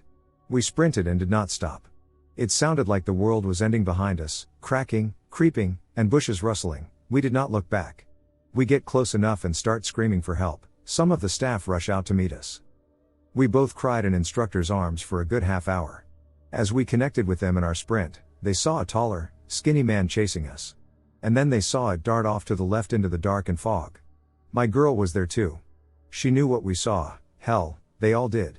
Come to find out, if you lived on that land, you'd seen him. They call him a skinwalker. He appears as something you normally find pleasing and twists it into fear to get to your flesh. I never went back out there again, but I'd sit out on the other side of the creek and watch. I know we watched each other. It was either a skinwalker or whatever is attached, that's another story. Good night. My friend spent most of his childhood in the NY state forests, knows the area very well, knows the different tree species, knows what plants are edible, etc. He's 29 now and still spends a lot of time in the woods to kind of recenter himself, as it's a place of peace for him. One night, he was driving around in the woods and got out to pee. He was right outside his car and heard movement. He pointed his flashlight toward it, and a bit into the woods, he saw something that vaguely resembled the ass end of a deer, but it just didn't look right. The thing stood up on its hind legs, and it wasn't a deer. He described it as being roughly 9 feet tall, with bright orange eye shine and torn up. He freaked out, jumped in his car, rolled down the window, pointed his flashlight where it had been, and it was gone. I opened my phone to see about 4 voice messages from him losing his shit. He said he felt like he saw something he wasn't supposed to, and in the last one, he said his friend from Arizona, where he'd lived for a bit, said it was a skinwalker. I called him and explained that it couldn't be a skinwalker because the geography is wrong, but it could be a wendigo. Skinwalkers are Navajo witches that burned out their soul through the use of black magic. Per legend, wendigo used to be humans but turned to cannibalism, got a taste for human flesh, and became an insatiable monster, per legend. Skinwalkers feed a lot of fear, and wendigo want to eat you. Both will mimic familiar voices to lure you, but wendigo tend to sound more frantic. Wendigo also tend to smell like rot. The Great Lakes region and the Appalachian mountain range are as old as the Bering Land Bridge. Side note, I dated a guy who grew up in rural Colorado and went there with him for Christmas. Him and his lifelong best friend had an old ramshackle house they used as a workshop and seemed to be overly careful in the area. We were out there almost every night for the 2 weeks we were there, and I got out of the truck one night, said, "Oh. Snow." To myself, I grew up in Louisiana, it doesn't snow. They came running out of the workshop with a knife, axe, and blowtorch, slowed to a walk approaching me, and asked me if I was okay. After prying, I found out, apparently they'd been run off by skinwalkers before, and there were a few haunted Navajo houses less than a mile away. I heard a lot of lore and stories from them. I went out to state forest with my friend a few times, and we'd leave when it started to feel like we were being watched, to smell rot, or to see weird eyeshine in the woods. He's taken a couple of groups of people out, and they freaked out when they started seeing things. One night, I brought a different new friend out there with him and me for a campfire and s'mores. We were talking about how they used to throw huge parties in the area to the point that the cops would get called, and the friend I brought asked if we ever get weird feelings out there. My friend says, "Oh, so it's not just me." The friend I brought went on to say that she's heard a lot of stories of people having weird experiences there. This was the first time I'd heard her bring up the paranormal. She ended her statement with skinwalkers or something. My friend and I just responded with wendigo in unison, and my other friend agreed. It was really wild to hear our experiences being validated. My friend and I stopped really being in each other's lives as much as we were, but about a month later, he called me saying to avoid the forest, and it had gotten dangerous. He told me it had mimicked my Dobermans, who we'd routinely go hiking with, and me. I pressed for more detail, and he reluctantly told me he'd heard my Dobermans chase something, bark, get into a fight, and me yelling for help, and he'd basically heard me die. He stayed in the car and got out of there. He and I are no longer friends, so I don't know if it's escalated more. I haven't experienced any more weird stuff in the woods. I've had a lot of family and friends who have had experiences with the paranormal. I have too, but paranormal things kind of stopped messing with me. It kind of sucks when I actually seek it out. This happened in July of 2021 around 2 to 3 in the morning, but I remember it like it just happened. I think about it more than I'd like to admit. For some background, I've always believed in the paranormal and have had a couple of experiences over the years. What sets this one apart, though, is the fact that it was witnessed by another person, who was a non-believer prior to this. We were driving along what I think was Highway 212 in rural country somewhere between Bella Fourche, South Dakota, and Hammond, Montana. We were going to a music festival in northwestern Mount from KY. We made it a point to not talk about paranormal entities due to potentially manifesting something prior to leaving on the trip. My cousin was driving, and I was in the passenger seat. 2 others were in the back, and we had been taking shifts driving so that we didn't have to stay at a hotel and could drive straight through. My cousin and I were on night shift due to the nature of our profession, which kept us awake at odd hours. We had been passing the time by bullshitting, listening to music, and looking at the local wildlife as we drove through. We had seen a lot of pronghorns and nice deer earlier in the day. Both of us being outdoorsmen, we were pointing out every game animal we caught the faintest glimpse of. We were on a particularly barren stretch of road and hadn't seen a man-made light for miles. No other cars on the road, no houses, nothing. We were reveling in the novelty of it as we didn't have stuff like this back home. I was the first one to point out the deer that was just coming into view of the headlights. As we approached, there was clearly something off about the animal. My cousin remarks, "Man, that's a weird-looking deer." The animal was turned broadside to us, standing on the right side of the road, facing the highway. It had its nose to the ground like it was foraging. The coat was an odd grayish-white, which was odd as deer tend to stay more red throughout the summer. There was obvious flesh hanging from the antlers. This was odd because the antlers were fully formed. Deer in July should still be in velvet, which means their antlers are still growing. They were also stark white, with no sign that they had recently been rubbed. As we drew nearer, I began to notice patches of missing fur. Not mange. There were sores. Open wounds, ranging from tennis ball to dinner plate size. The bones of the deer were also visible through the skin. It looked like an embodiment of a term that paleontologists use called shrink wrapping. And that's about the time that I noticed how disproportionate it was. The front legs were too short. The back legs were too long, and the knees bent out to the sides, not backward. The spine was twisted and stuck up at random intervals down the length of the back. The neck was far too long to be on a buck, and then there was the snout. It wasn't built like an ungulate's snout. It was stocky, rigid, and angular. It looked extremely predatory. It was like if you had taken deer skin and stretched it over a wolf's skull. As the front tire became even with the deer's head, it looked up. It had strange eyes. I don't know exactly how to explain them. They were a deep brown, nearly red. They were clouded but hollow. Its tongue hung from the side of its half-open mouth. There were visible pointed teeth, but they were not canine. Deer don't have top teeth in the front, but this one did. It looked like someone had grabbed a random handful of teeth from a jar and glued them into this thing. Not just deer teeth, but a jar full of teeth from random animals. Time slowed down. I felt my heartbeat in my ears. My hands and ears got hot, and I gripped the door panel. It locked eyes with me. I have never been so sure I was going to die in my entire life. It maintained eye contact and followed me as we passed. My cousin said, in a manner of concern I've never heard from him, "What the duck, did you see that?" To which I replied, "Yep." He said, "Are we going to talk about it?" I said, "Nope." And we sat in silence. The air was thick. I could hear him breathing heavily over the other two that were snoring in the back. He was gripping the steering wheel with both hands. I turned the radio up, and we just sat. We went until the next streetlights before we said anything to each other. We agreed not to discuss it until we were back from our trip. We took an alternate route home to see some things we couldn't hit on the way up there, but I had the feeling neither one of us wanted to go back that way anyway. We've talked about it a couple of times since then. There are people that don't believe me when I tell them. Most people, though, can tell when I'm not making shit up. I don't look for opportunities to talk about it. If the conversation is right, though, I'm more than willing to share. I get knots in my stomach thinking about it sometimes. I know what CWD looks like. I know what sick deer look like. I know what deer that have been hit by cars look like. I don't know what the duck this was. I don't know if anyone has an idea of what this might have been or maybe had a similar experience. I just thought this community might appreciate the experience. We've seen it. I have now had multiple encounters in the same area with the same friends. Last night my two friends and I went out by Mount Rainier. We headed out around 6:30 p.m. and arrived at the location we normally go to looking for Sasquatch only to find people camping there. So we headed out of there to another spot we have been. This other spot has had recent logging activity and is a muddy mess. We reach a point in the road where there are two branches shoved into the mud, blocking the road. The road was bad here, and that was really creepy, so we didn't continue all the way to the end of the road as we had before.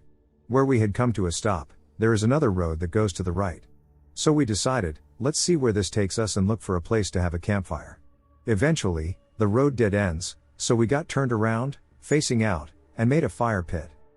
We got out the camping chairs and started a campfire. We did a few call blasts and just waited to see if we would hear anything back, and nothing.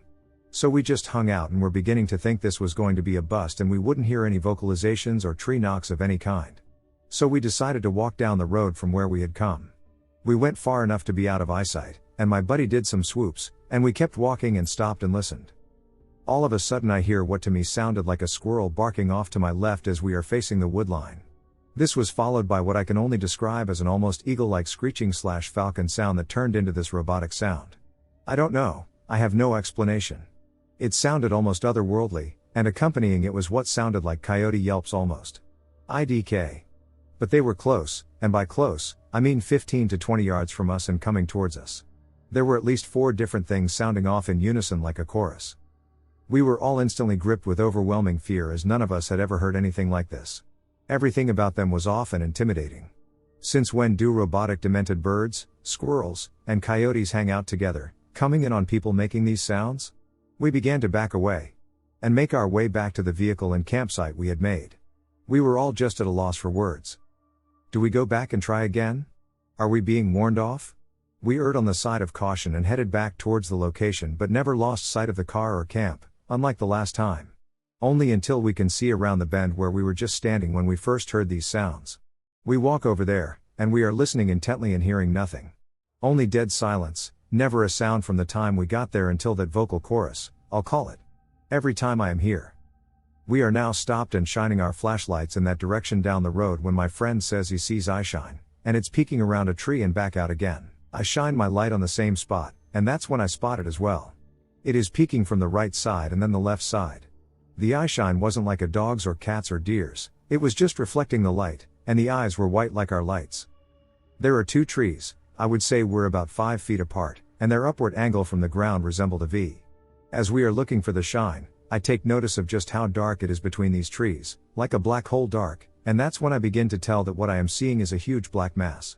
With the light shining on it, there was nothing lighting in the space between and behind these 2 trees. But if you pan to other trees, you can clearly see the space behind them and between.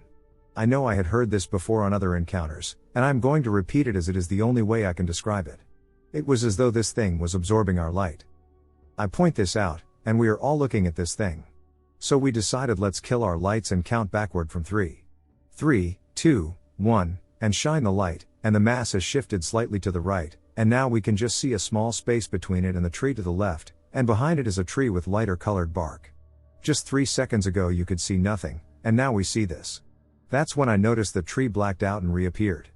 Black out and reappear. This mass was rocking left to right, left to right. Oh shit. We are all thinking the same thing at this point. That is a Sasquatch, and it's rocking left to right and is going to charge us if we don't back away. We back away slowly and as fast as we can safely. The trees that he was standing by were around the bend in the same exact location we had just been standing at the moment we had heard those vocalizations. I definitely know this because there was a cut down tree sticking up on the side of the road parallel to where we were looking at it. That side of the road is a downhill descent and the other side is almost a vertical ascent, and this road is in between.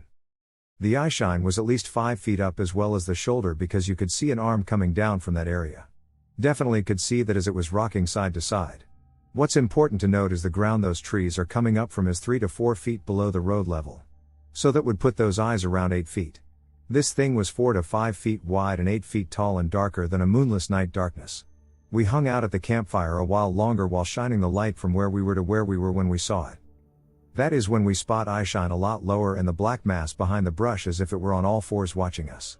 Then it's as if it dropped down to its belly and thought we couldn't see it anymore, but you could see the dark mass sticking out to the left and right of the brush, just really low to the ground. This thing has made its way toward us and is too close now. We shut off the lights again and turned them back on, and the mass is gone as well as the eyeshine. Just gone.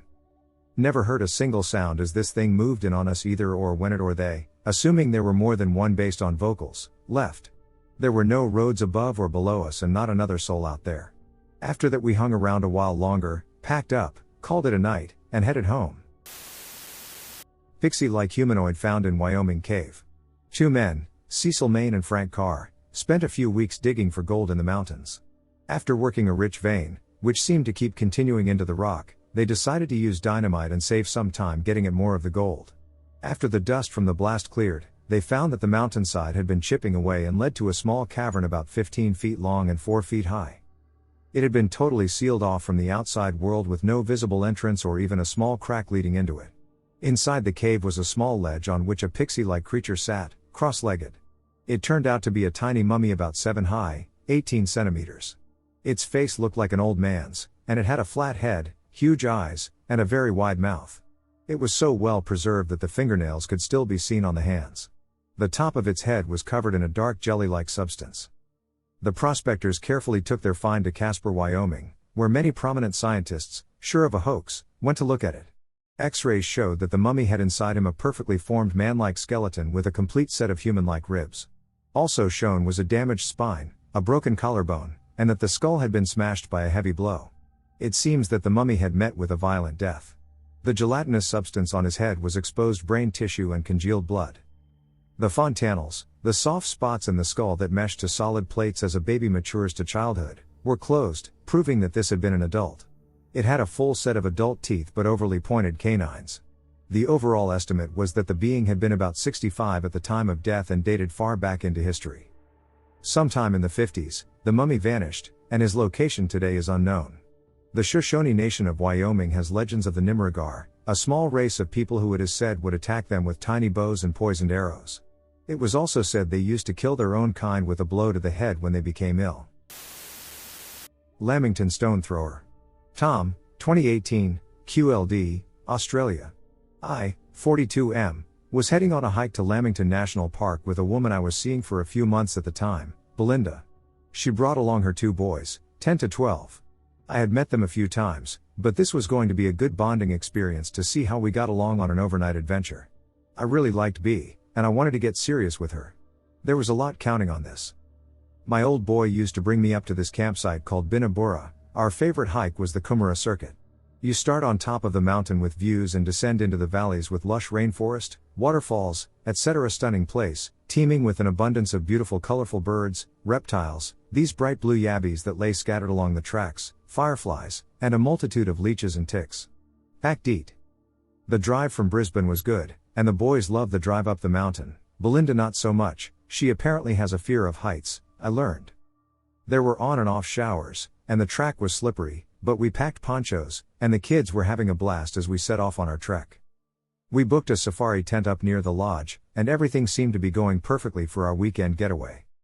We were about halfway through the hike when the youngest boy slipped and hurt his knee as we were crossing a creek. It was only a graze, but I think the shock of getting a bit wet and the panic made him a bit emotional, and he was crying for a bit. I cleaned up the scrape and put on some band-aids and decided to carry him on my shoulders for a bit until he felt better. Belinda was acting quiet, and I thought maybe she wasn't enjoying herself. She was laughing and joking around just before. I thought maybe I did something wrong or she was upset her son got hurt. I asked if she was good, and she nodded and smiled and went along gazing around quietly. We started heading up the mountain for a bit, and as we were walking, we could hear something thundering through the trees towards us, branches snapping, loud bangs, and impacts. We look up the hill to see a large stone the size of a basketball flying down just ahead of us on the trail. We watched as it bounced across our path, hitting into a tree and continuing down the hill. I warned everyone to watch out. Sometimes with erosion, rocks can fall. I was honestly shaken. A rock like that could easily kill someone if it hit them. We continued walking, keeping an eye on the hill above for more rocks and debris as we zigzagged up and around the mountain. Only 5 minutes later another rock came crashing down, this one further away, but it was followed by another that was coming right towards us. We had plenty of time to get out of the way, but if we weren't paying attention. When the third came, I knew something was up. This wasn't right. Someone was throwing these rocks down the mountain. It didn't feel like a natural occurrence, the way they were spread out. It didn't make sense. I shouted up the mountain that if it was someone doing that, to stop, there are hikers. In response, another rock flew down towards us. I screamed out that they were going to kill someone and that we had children with us. 2 more large boulders crashed down the hill, leaving a trail of destruction. We heard shouts of another 3 or 4 people, another group of hikers further down the hill shouting out the same complaints as us. A man ran up ahead until he was in shouting distance and called out to us. Another stone came crashing down, and by this point the kids were crying and Belinda was shaking. I told them to stay there and that I would run up ahead. And I did just that. I started running up the hill until I couldn't breathe any longer. I reached where the zigzag ended and continued along the mountain ridge, and no one was there. I went up and down the trail until I reached an elderly couple sitting on a bench at a lookout. I talked to them for a few minutes, asking if they saw anything or any other hikers. They said they hadn't. That they had come from the opposite way and hadn't seen anyone for ages, a guided tourist group a few km back the other way, but too long ago to be the culprits. I went back down to Belinda and the kids, who were now with the other hikers, and we finished the journey together. We caught up with the old couple as well near the exit. Once we left the group with some of the other hikers bombarding one of the rangers, we headed toward the shower blocks. Belinda pulled me aside once she had the kids organized, and she told me that she didn't want to stay there overnight. I was a bit shocked. Earlier when we arrived, she said she loved the safari tents, and we had plans to sit around the fire and have a nice barbecue dinner. I asked her why, and she said she didn't feel comfortable. I assured her no one would try messing with us around the campsites and it was probably just some stupid teenagers and they wouldn't be a nuisance up near the campgrounds and lodge. Stupid teenagers. Within a year of this burnt the lodge to the ground. She told me she didn't think it was teenagers. I asked her why she thought that, and she said that when her boy had slipped in the water and was crying, she said she thought she saw something. She said it was big and brown, and when her eyes first scanned past it, she thought it was just a part of the forest, like a log or a rock, but as she moved her eyes past it again, it moved. This thing she said was bigger than me and hairy, but also covered in moss and grandfather's beard and leaves so it blended in. She said she only saw it for a moment. She brushed it off as just a trick of the mind. She said she knew it wasn't, but she was trying to convince herself as we walked. I asked her why she didn't say anything, and she told me she didn't want to scare the kids. Then she went on to say that after the rock thing, she was even more freaked out. I didn't know what to think, and I have to admit I acted a bit pouty with her, which she was not impressed by. After we had showered and dressed, she told the kids that we were going home tonight. They seemed disappointed but didn't put up too much of a fuss. The afternoon had rattled them. It was a quiet drive home, and the kids were asleep by the time we reached the bottom of the mountain. I dropped them home and apologized to Belinda for the trip not working out so well. She was in brighter spirits now that we were off the mountain and thanked me so much for the day and for planning such a special weekend for her and the kids. We ended up seeing each other more and eventually moved in with each other. We got married this January. Now, after some time has passed, my wife and I have talked this over. We have 3 theories. 1. It was some pesky teenagers hiding off the trail. 2. That friendly old couple wasn't as friendly as they seemed. 3. There's something weird and big up in those mountains, and it likes to throw rocks at hikers. My wife thinks it's option 3, I'm heading closer toward option 2. I did some research and told her that if it was a Bigfoot creature, she would have smelt it and that the smelliest thing out there was her feet. In conclusion, we usually choose the beach over bushwalks now, regardless of whether it was people or unknown cryptids. It kind of spoiled the fun of taking my family out for hikes in one of my favorite places in the world. I might go back one day, probably just by myself. I have done those hikes countless times before with no issues, but you best believe I'm going to be keeping a keen lookout for big hairy mountain men. The little people are under the house. After some deliberation, have taken the decision to post about my family's experience with duende or dwarves. My mom is from the Philippines, and there are many tales of supernatural creatures roaming every stretch of the country. Most sound ludicrous and exaggerated, but none more so than the duende and the experience I'm going to relay. My grandmother kept some chickens and dogs, who roamed the grounds, including a pair of turkeys who would wander underneath the house and freak me out as a child. One day when I was still small enough to walk underneath the house dodging cobwebs and such, I came across some tall, thickly painted red crosses on the stilts and by the high walls surrounding one side of the house. Having never noticed this before, I asked my mum about it, who proceeded to tell me what they were about. To set the scene, it is important to know details about my mum's family home in the farming provincial area of the North Philippines. My grandparents were rice farmers and my mum and 3 of her siblings lived in the house with them, either studying at university or working in the nearby city in finance. A typical Tagalog house, raised on stilts, was built sometime during the 1950s and had dark mahogany-type floorboards and furniture. The floor where the dining room crosses into the kitchen, however, is made from bamboo and is springy when walked across. There are small gaps in between these whereby you can see down into the ground underneath the house. The whole compound was fairly sized with concrete and brick walls 8 feet high studded with broken glass for security. My mom lived with her other female siblings, and chores were always shared, including laundry. No one's clothes were kept separate, and everyone's clothing went into one wash basin.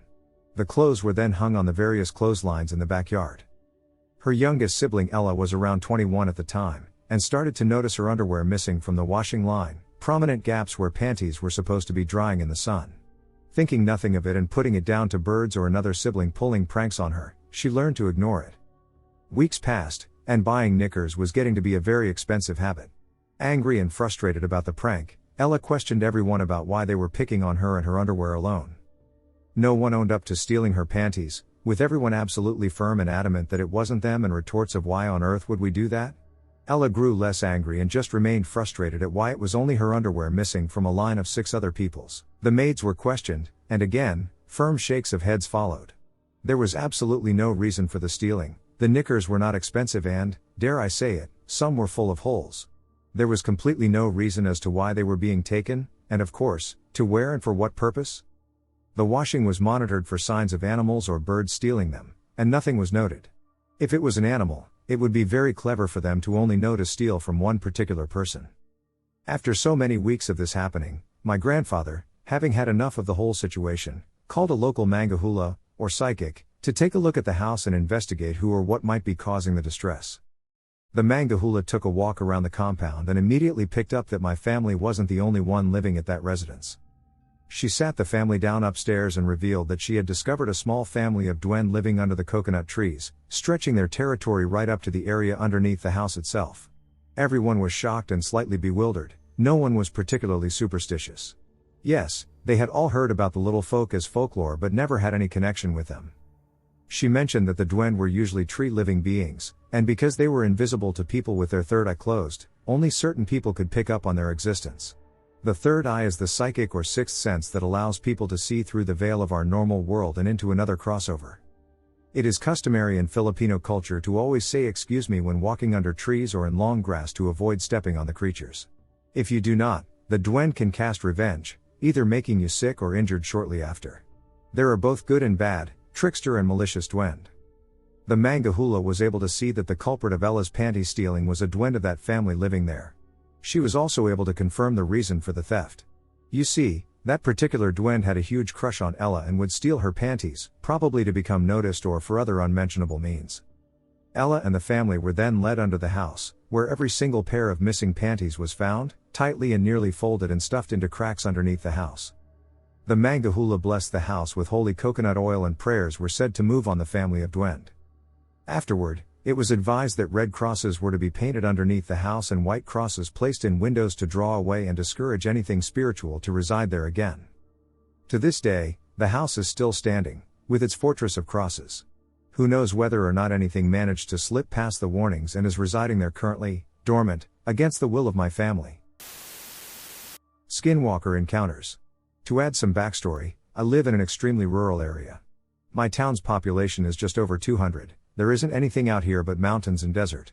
I also am a firm believer in things like the paranormal, skinwalkers, Bigfoot, etc. We have lived in the same house in this town for 10 years. I can go into depth about how creepy the house is, but I want to first talk about my skinwalker encounters. I have a few stories that I want to share, each in their own paragraph so it's easier to understand that they are different stories. They're not in chronological order because I don't remember exactly when each one happened. All of them were really creepy, and I try not to think about them. The first time I ever witnessed creepy things outside was when I was young, maybe 8 or 9. My siblings and I would play survival type games at the gravel pits near our house. We never strayed too far past these pits because of odd feelings like things were watching us. We always had each other, so we never worried too deeply about it. One particular time we went there was a teepee down in the bottom of the pit. It was in the back section where we never went because it seemed creepier. Keep in mind someone had to have cut down a couple of small trees, brought the logs to the pits, and made this teepee. There weren't any trees to just chop up and set up like this. We all agreed it was strange and decided against being near the teepee. The next time we went to go play, there was a dead crow/raven, I can't remember which, in front of the teepee. It was sliced perfectly down the middle, gutted without a trace of blood near the body, and laid wingspan out in front of the entrance to the teepee. This time we didn't stay, we all went home and didn't talk about the encounter. I can't remember how long it took us to return to the pits, maybe a week, but when we returned with our mom to show her the creepy teepee it was gone. Not a single log left. The longer I've lived here, the more I learn about these things that live here. When it's quiet outside, don't go outside. That's when creepy shit happens. I once was stargazing in our driveway. I like to lie in the bed of our truck in the summer and watch the stars. We live near a few dairies and feedlots, they move cows every night at a certain time. On this particular night it was around 9 to 10, so the cows started getting loud, and I could hear the guys making whooping sounds to get the cows moving to the next pen. I heard a specific cow that sounded almost wounded but also human. It creeped me out, but I continued to lie and watch the stars. The longer I lay there, the louder the cow got. It got to the point where I couldn't hear anything but that terrible, human-like, wounded cow noise. After my heart started racing and my hair began to stand up, I immediately went inside the house. My family likes to go camping. We go at least once a summer, usually in the same area. We have huge mountains that have all sorts of four-wheeler trails, a reservoir, animals, and all sorts of plants. One summer we stayed in a new area. I had brought my dog, Toad, with me this time. We had finished setting up, so it was time for us to gather up some sticks and brush to start a fire with. I had a head start and took Toad up the road to start looking for some bigger sticks. When we made the corner and I could no longer hear or see my group, something compelled me to go into the woods. Toad and I stopped. I felt and heard something out there beyond eyesight drawing me towards it. All the hair on my body stood up. I took a step closer, and Toad yanked the leash back towards the group. It pulled me back to reality, and I quickly realized how insane going into the thick woods was. Toad and I jogged back to the group who had started walking towards us. I didn't tell anyone about the encounter until we came home a couple of days later. To say the least, neither Toad nor I slept during that camping trip. What I felt was just as creepy as what I heard during the nights we were there. We have 7 dogs. 2 of which are huskies that love to run away. My mom constantly worries, and her huskies mean the world to her. Anytime they run away, which happens to always be at night, we jump in the truck and search for them.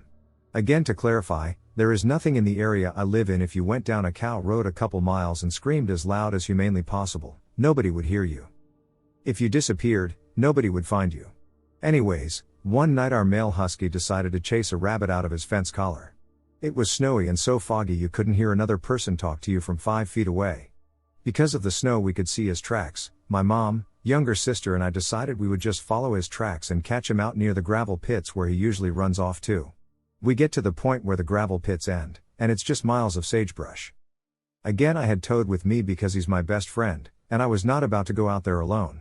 We decided that Toad and I would walk back to the house to get the truck, and my mom and sister would continue following the dog's tracks. That way nobody had to go back to the house alone or stay out in the nothing alone. I started making the trek back to the house. Again, I couldn't see or hear anything because of how thick the fog was. I made it about 150 feet from our house when I heard something whispering a language I didn't know. Except it was coming from the field, which logically, if someone was in the field, 1. That would be insanely creepy because it was like 1 a.m. And 2. I would not be able to hear them, even without the fog, they would have to yell. Just like when I was camping, I felt like I needed to go towards whoever was talking. I stopped dead in my tracks, Toad and I looked into the fog, trying to make out whatever that language was saying. As I felt more and more like I needed to help them, Toad again started pulling me towards the house. We full sprinted back to the house. I immediately got us into the truck and locked the doors. I sat for a while, staring and trying to rationalize what just happened. After a couple of minutes, I remembered that my mom and sister were still out there. I turned on the truck and slowly started to drive down the road toward them, looking out for a sign of the damn dog so I could go back to the safety of the house.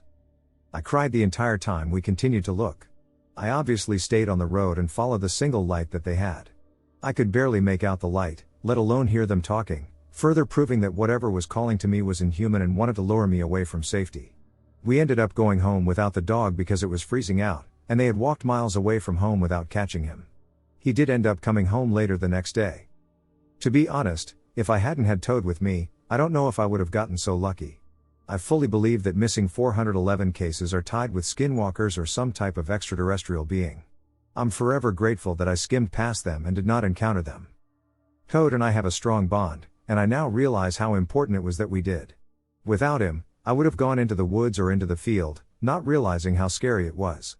I currently feel uncomfortable and have tears in my eyes just remembering and telling the stories. My Australian crawler sightings, and the reason I sleep with all my curtains closed. I don't sleep with curtains open because of crawlers. Even as an adult, I still find it difficult to sleep at night with the curtains open. In fact, when I moved into my current house, I installed dual curtain rods so that even if my light blocking curtains are open, there's a layer of privacy shears behind them to block any sight. I have seen crawler 4 times. I don't truly know if it's the same one, they were all seen at different locations. It's been years since I last saw one, but I still feel like they were the same creature, or at least, they knew me. The first time, I was a tiny child. Perhaps 4? Maybe 5. My house was an old-style flood house, so it was technically 2 stories tall, but under the house was where we kept the car and our laundry room. Upstairs was where the living areas were. We were one of the only houses there, it was in the early days of the town, and there were only a few other houses on the cul-de-sac. The back of our property was maybe 500 meters from the ocean, but you couldn't see or hear the coastline from the house. There were some light rainforests surrounding our fully fenced house. My bedroom faced the back of the property. I woke up one night, which wasn't unusual for me because I was a very light sleeper. This particular night, my parents hadn't closed my curtains. When I looked towards my window, I could see it. Keep in mind, I was on the 2nd floor. It was looking through my window. I couldn't see much, the only light was coming from outside, but I could see the silhouette of its body. It was pale and thin, but still the frame of the creature was huge, easily 2 meters tall. It was hanging off my roof, holding on to the frame of my window, and even though I couldn't see its face, I just knew it was looking at me. I was terrified. It's been almost 2 decades since I saw it, but I can still remember the intense fear I felt. It took me so much courage to get out of bed and walk to my parents' room, where I finally fell back asleep. My parents told me it was just a dream. The next time I remember seeing it, I was probably about 7 or so. I had moved houses probably a few months before, and my new house, about a 16-hour drive from my old place, was a single-story home, but still on the coast of the country. It was a lot further from the ocean, about 5 kilometers, but very much the same kind of area. We were one of the only houses in the area, and I had no neighbors. I woke up one night because I heard something banging against the metal fence. In Australia we have a brand that makes fences and roofs out of corrugated metal that's been painted. They're quite common, 6 feet high cream-colored metal fences. And they make an unmistakable noise when something hits them. I have no idea how anything could climb one of these fences. They're completely smooth with nothing to grab onto. Even in my teens I tried sneaking out by jumping the fence, and I just slid right down again. At first when I woke up, I thought some birds must have landed on the fence, but the noise continued for longer than it would take a bird to land. My next thought was that someone was trying to break into the house. I turned over in bed to face the window and saw it. Well, I actually didn't see it at first. It was very dark out, and I don't remember much of a moon.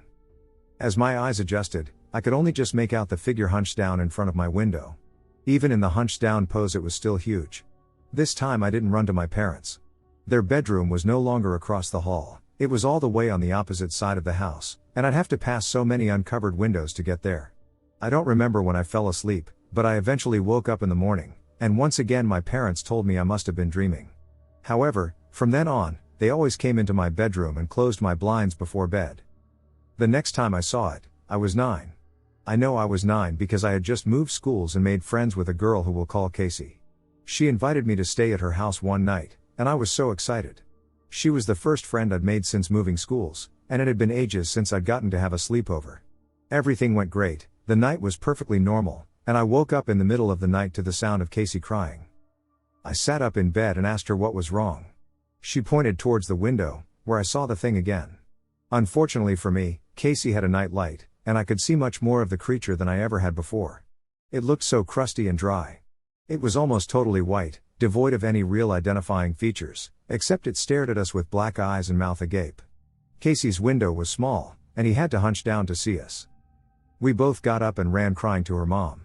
She turned on the outside light and brought us back inside the bedroom, and pointed out a large gum tree outside the window that she tried to explain just had been what we saw.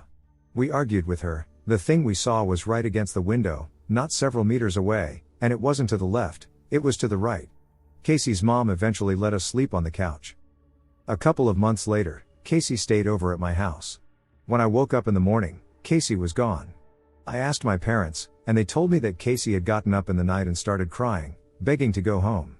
When I saw her again on Monday at school, she told me she got up at night to go to the bathroom, and when she walked past the lounge room, she could see the tall skin monster crawling through the trees at the bottom of my backyard. She never came to my house again, and I lost touch when I moved schools a year later. I don't know what it was I saw. It can't have been sleep paralysis, I was able to move and speak and everything. And it wasn't a dream because someone else saw it. I don't know if this relates in any way, but when my partner moved into my house a few months ago, he opened the curtains one night before bed.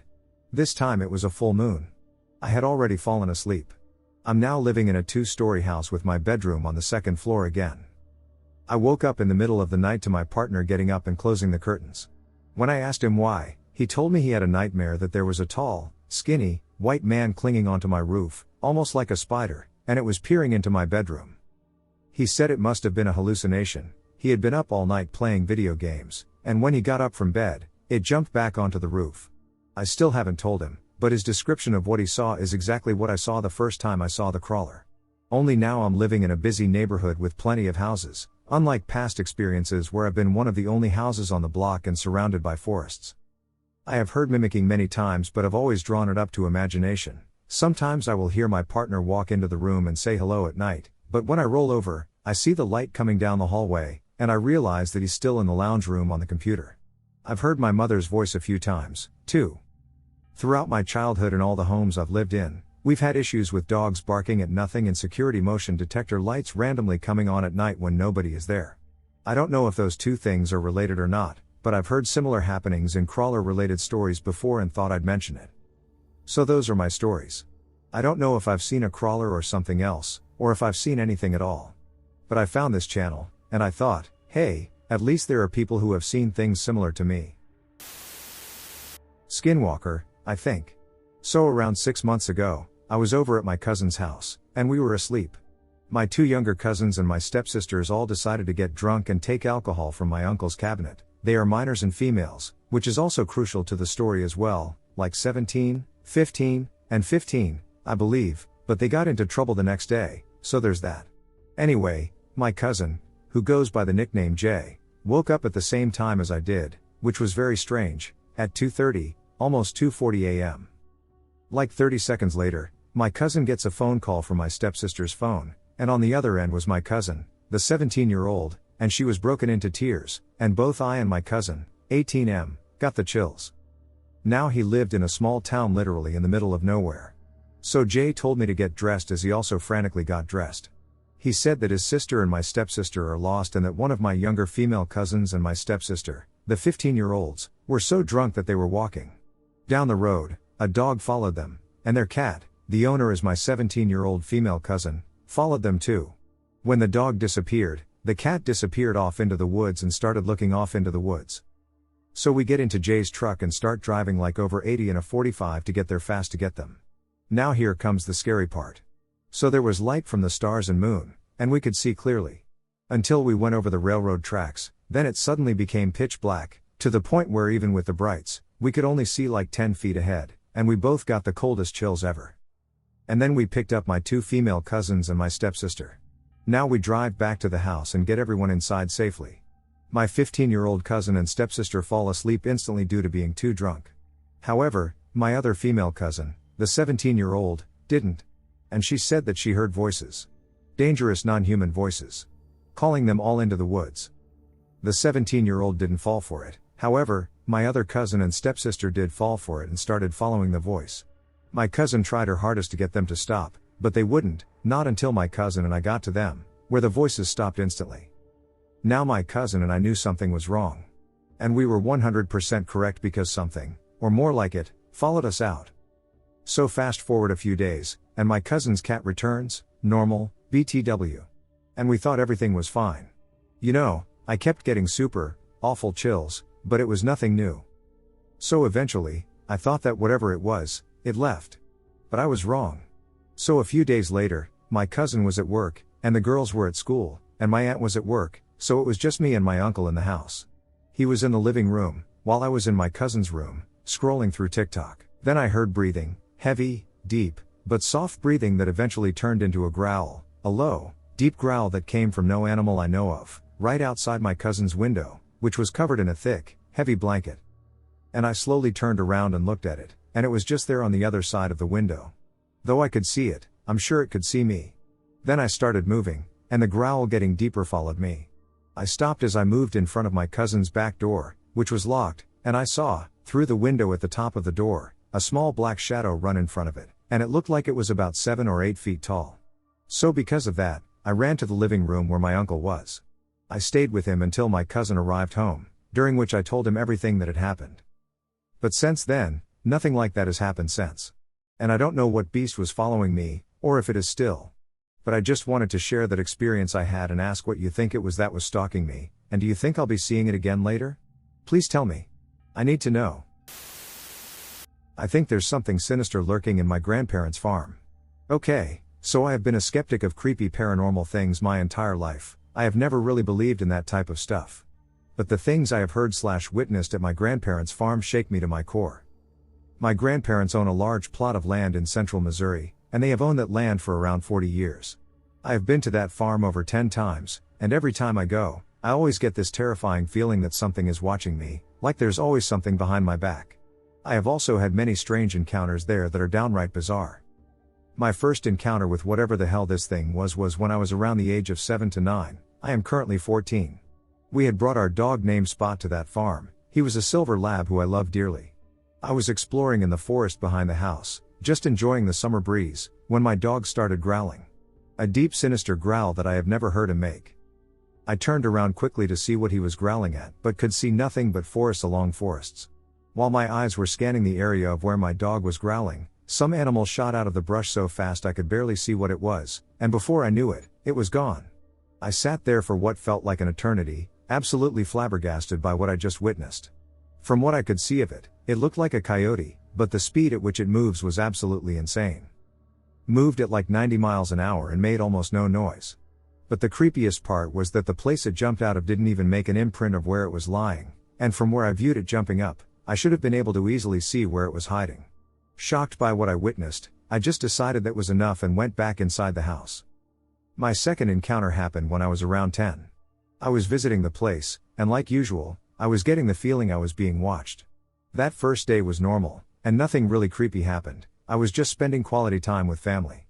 But when night came, that's when shit started happening. I was trying to sleep in the twin bed that was shared by my mom's brother when he used to live there. When I heard tapping, not tiny little taps but loud taps almost like banging, it was coming from the direction of the window. I slowly sat up and looked at the window, but there was nothing, so I assumed it was just some animal or something like that. 5 minutes passed, and there was no tapping, and I was drifting off to sleep when boom. This time not a tap, a slam, a loud slam directly into the window. I'm not talking about like a hit, It sounded as if something absolutely massive hit the window. I shot up so quickly I nearly passed out. I decided enough was enough and grabbed a flashlight in the drawer and shined it out the window. Nothing. 10 seconds passed. Nothing. I was about to go crawl into my mom's bed when I heard it, a screech. A screech that was not achievable by any human. So loud it pierced the quiet, peaceful summer night. I can't put it into words what that sound sounded like, but it was dark and horrible, and I still remember it to this day. I froze. Unable to move, I was so scared. I was sitting there still as a statue, petrified by what I heard. That's when my instincts kicked in, and they told me to run into my mom's room, which I did. For some reason, I didn't wake her up, I just cuddled up next to her and didn't sleep the entire night. All I could think of was that sound, that horrid, terrible, bloody screech. My next encounter was when I was around the age of 13.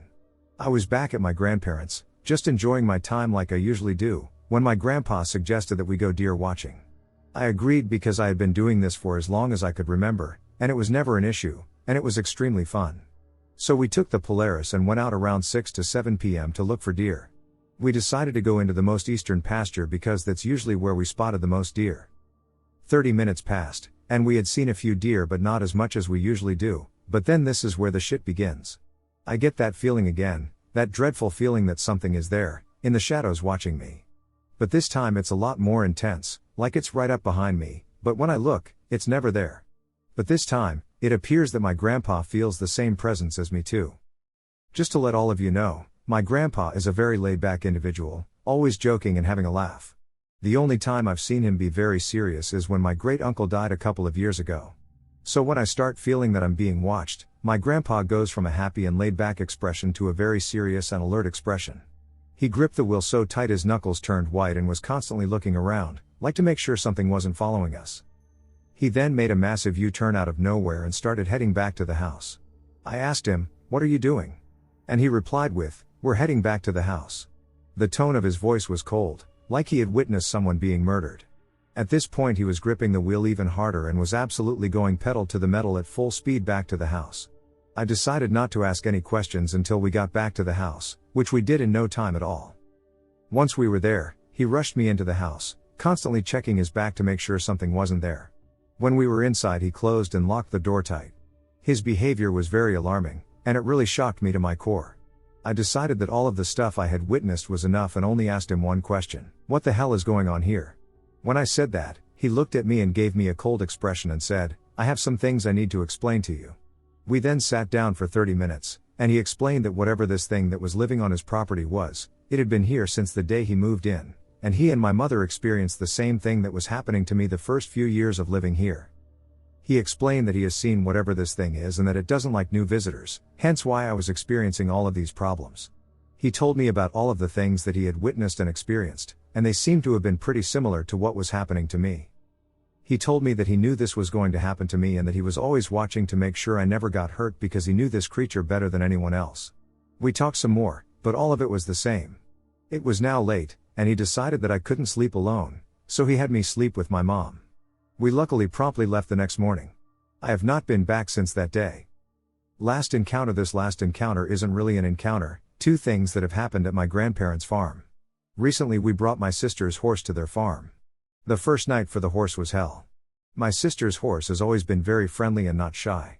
But the first night of my sister's horse being at the farm was bizarre.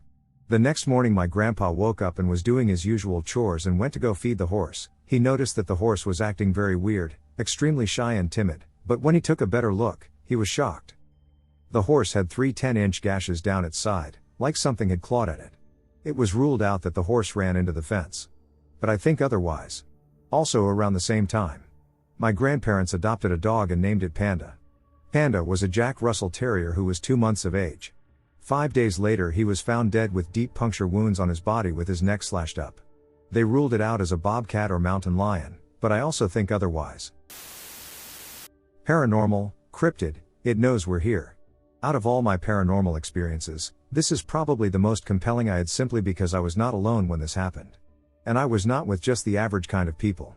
I'll put in as many details exactly as I remember them, so this may be long. To protect the persons involved, I will change their names.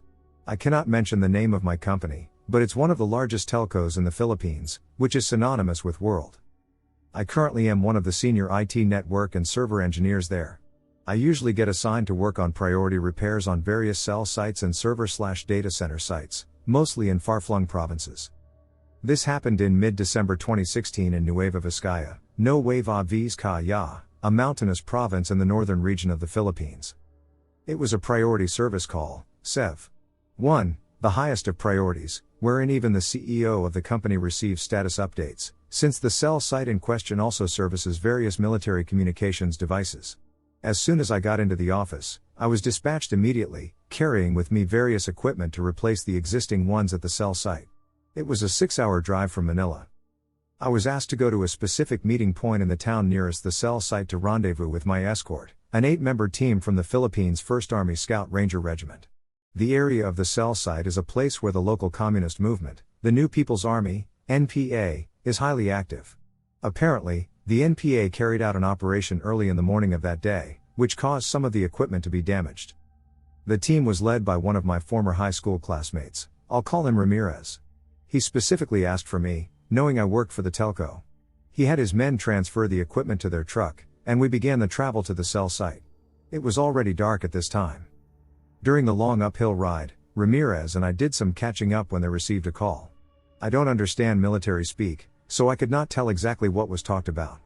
But he updated us accordingly, saying that a village on the way to the cell site requested assistance with a possible NPA member harassing a household. Apparently, the man was up on the roof of this house, and he was still in the area. Being the nearest, Ramirez responded that his team will be handling it. So we drove towards the area mentioned with headlights turned off. The countryside, especially the poorer places, is very dark. Soldiers aren't allowed to smoke at night in places like these since the light from their cigarettes could be clearly seen even from afar, giving away their position. It was really dark here. I was hesitant, since I'm not exactly a soldier. But he brushed it off, saying it would be a good chance for me to become a soldier for at least one night. Ramirez, I can say, is a battle-hardened junior officer. He's been in a number of dangerous situations before, fighting in many encounters, both high-profile and low-key. He's the type to jump in quickly and then ask questions later. That's how he has been ever since we've been kids, a very cocky individual, but not entirely without cause. He did receive a medal recently after all, although I wasn't sure for what action. Either way, we're going in. It's part of the job, he casually said. Now, you have to understand. The Philippine Army usually does the police work in the areas where communists, Muslim insurgents, or bandits are active. And when you send in the scouts, the best the military has to offer, you can get an idea of the kind of situation a place is in. Even other countries recognize the abilities of the Philippine Scout Rangers. All the more so in this case, since these scouts came from the 1st Regiment. They're the best the scouts have to offer, from what I was made to understand. We got to the place a little over 5 minutes after, with me still having second thoughts. Dude, make up your mind. Either you shadow me or I leave you in the truck.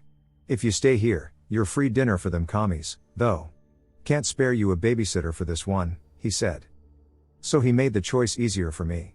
I don't have plans to be abducted. I was pissing myself already. Not cut out for this stuff.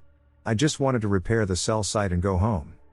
I planned to get his wife to kick his ass once he goes on vacation for this. Here, he said, handing me a loaded 9mm pistol and 2 clips. I know you're used to this one. Safety's on. I sat there thinking I wasn't getting paid enough for this job. And I recalled my company insurance policy doesn't even cover sports-related injuries, let alone firearms-related ones.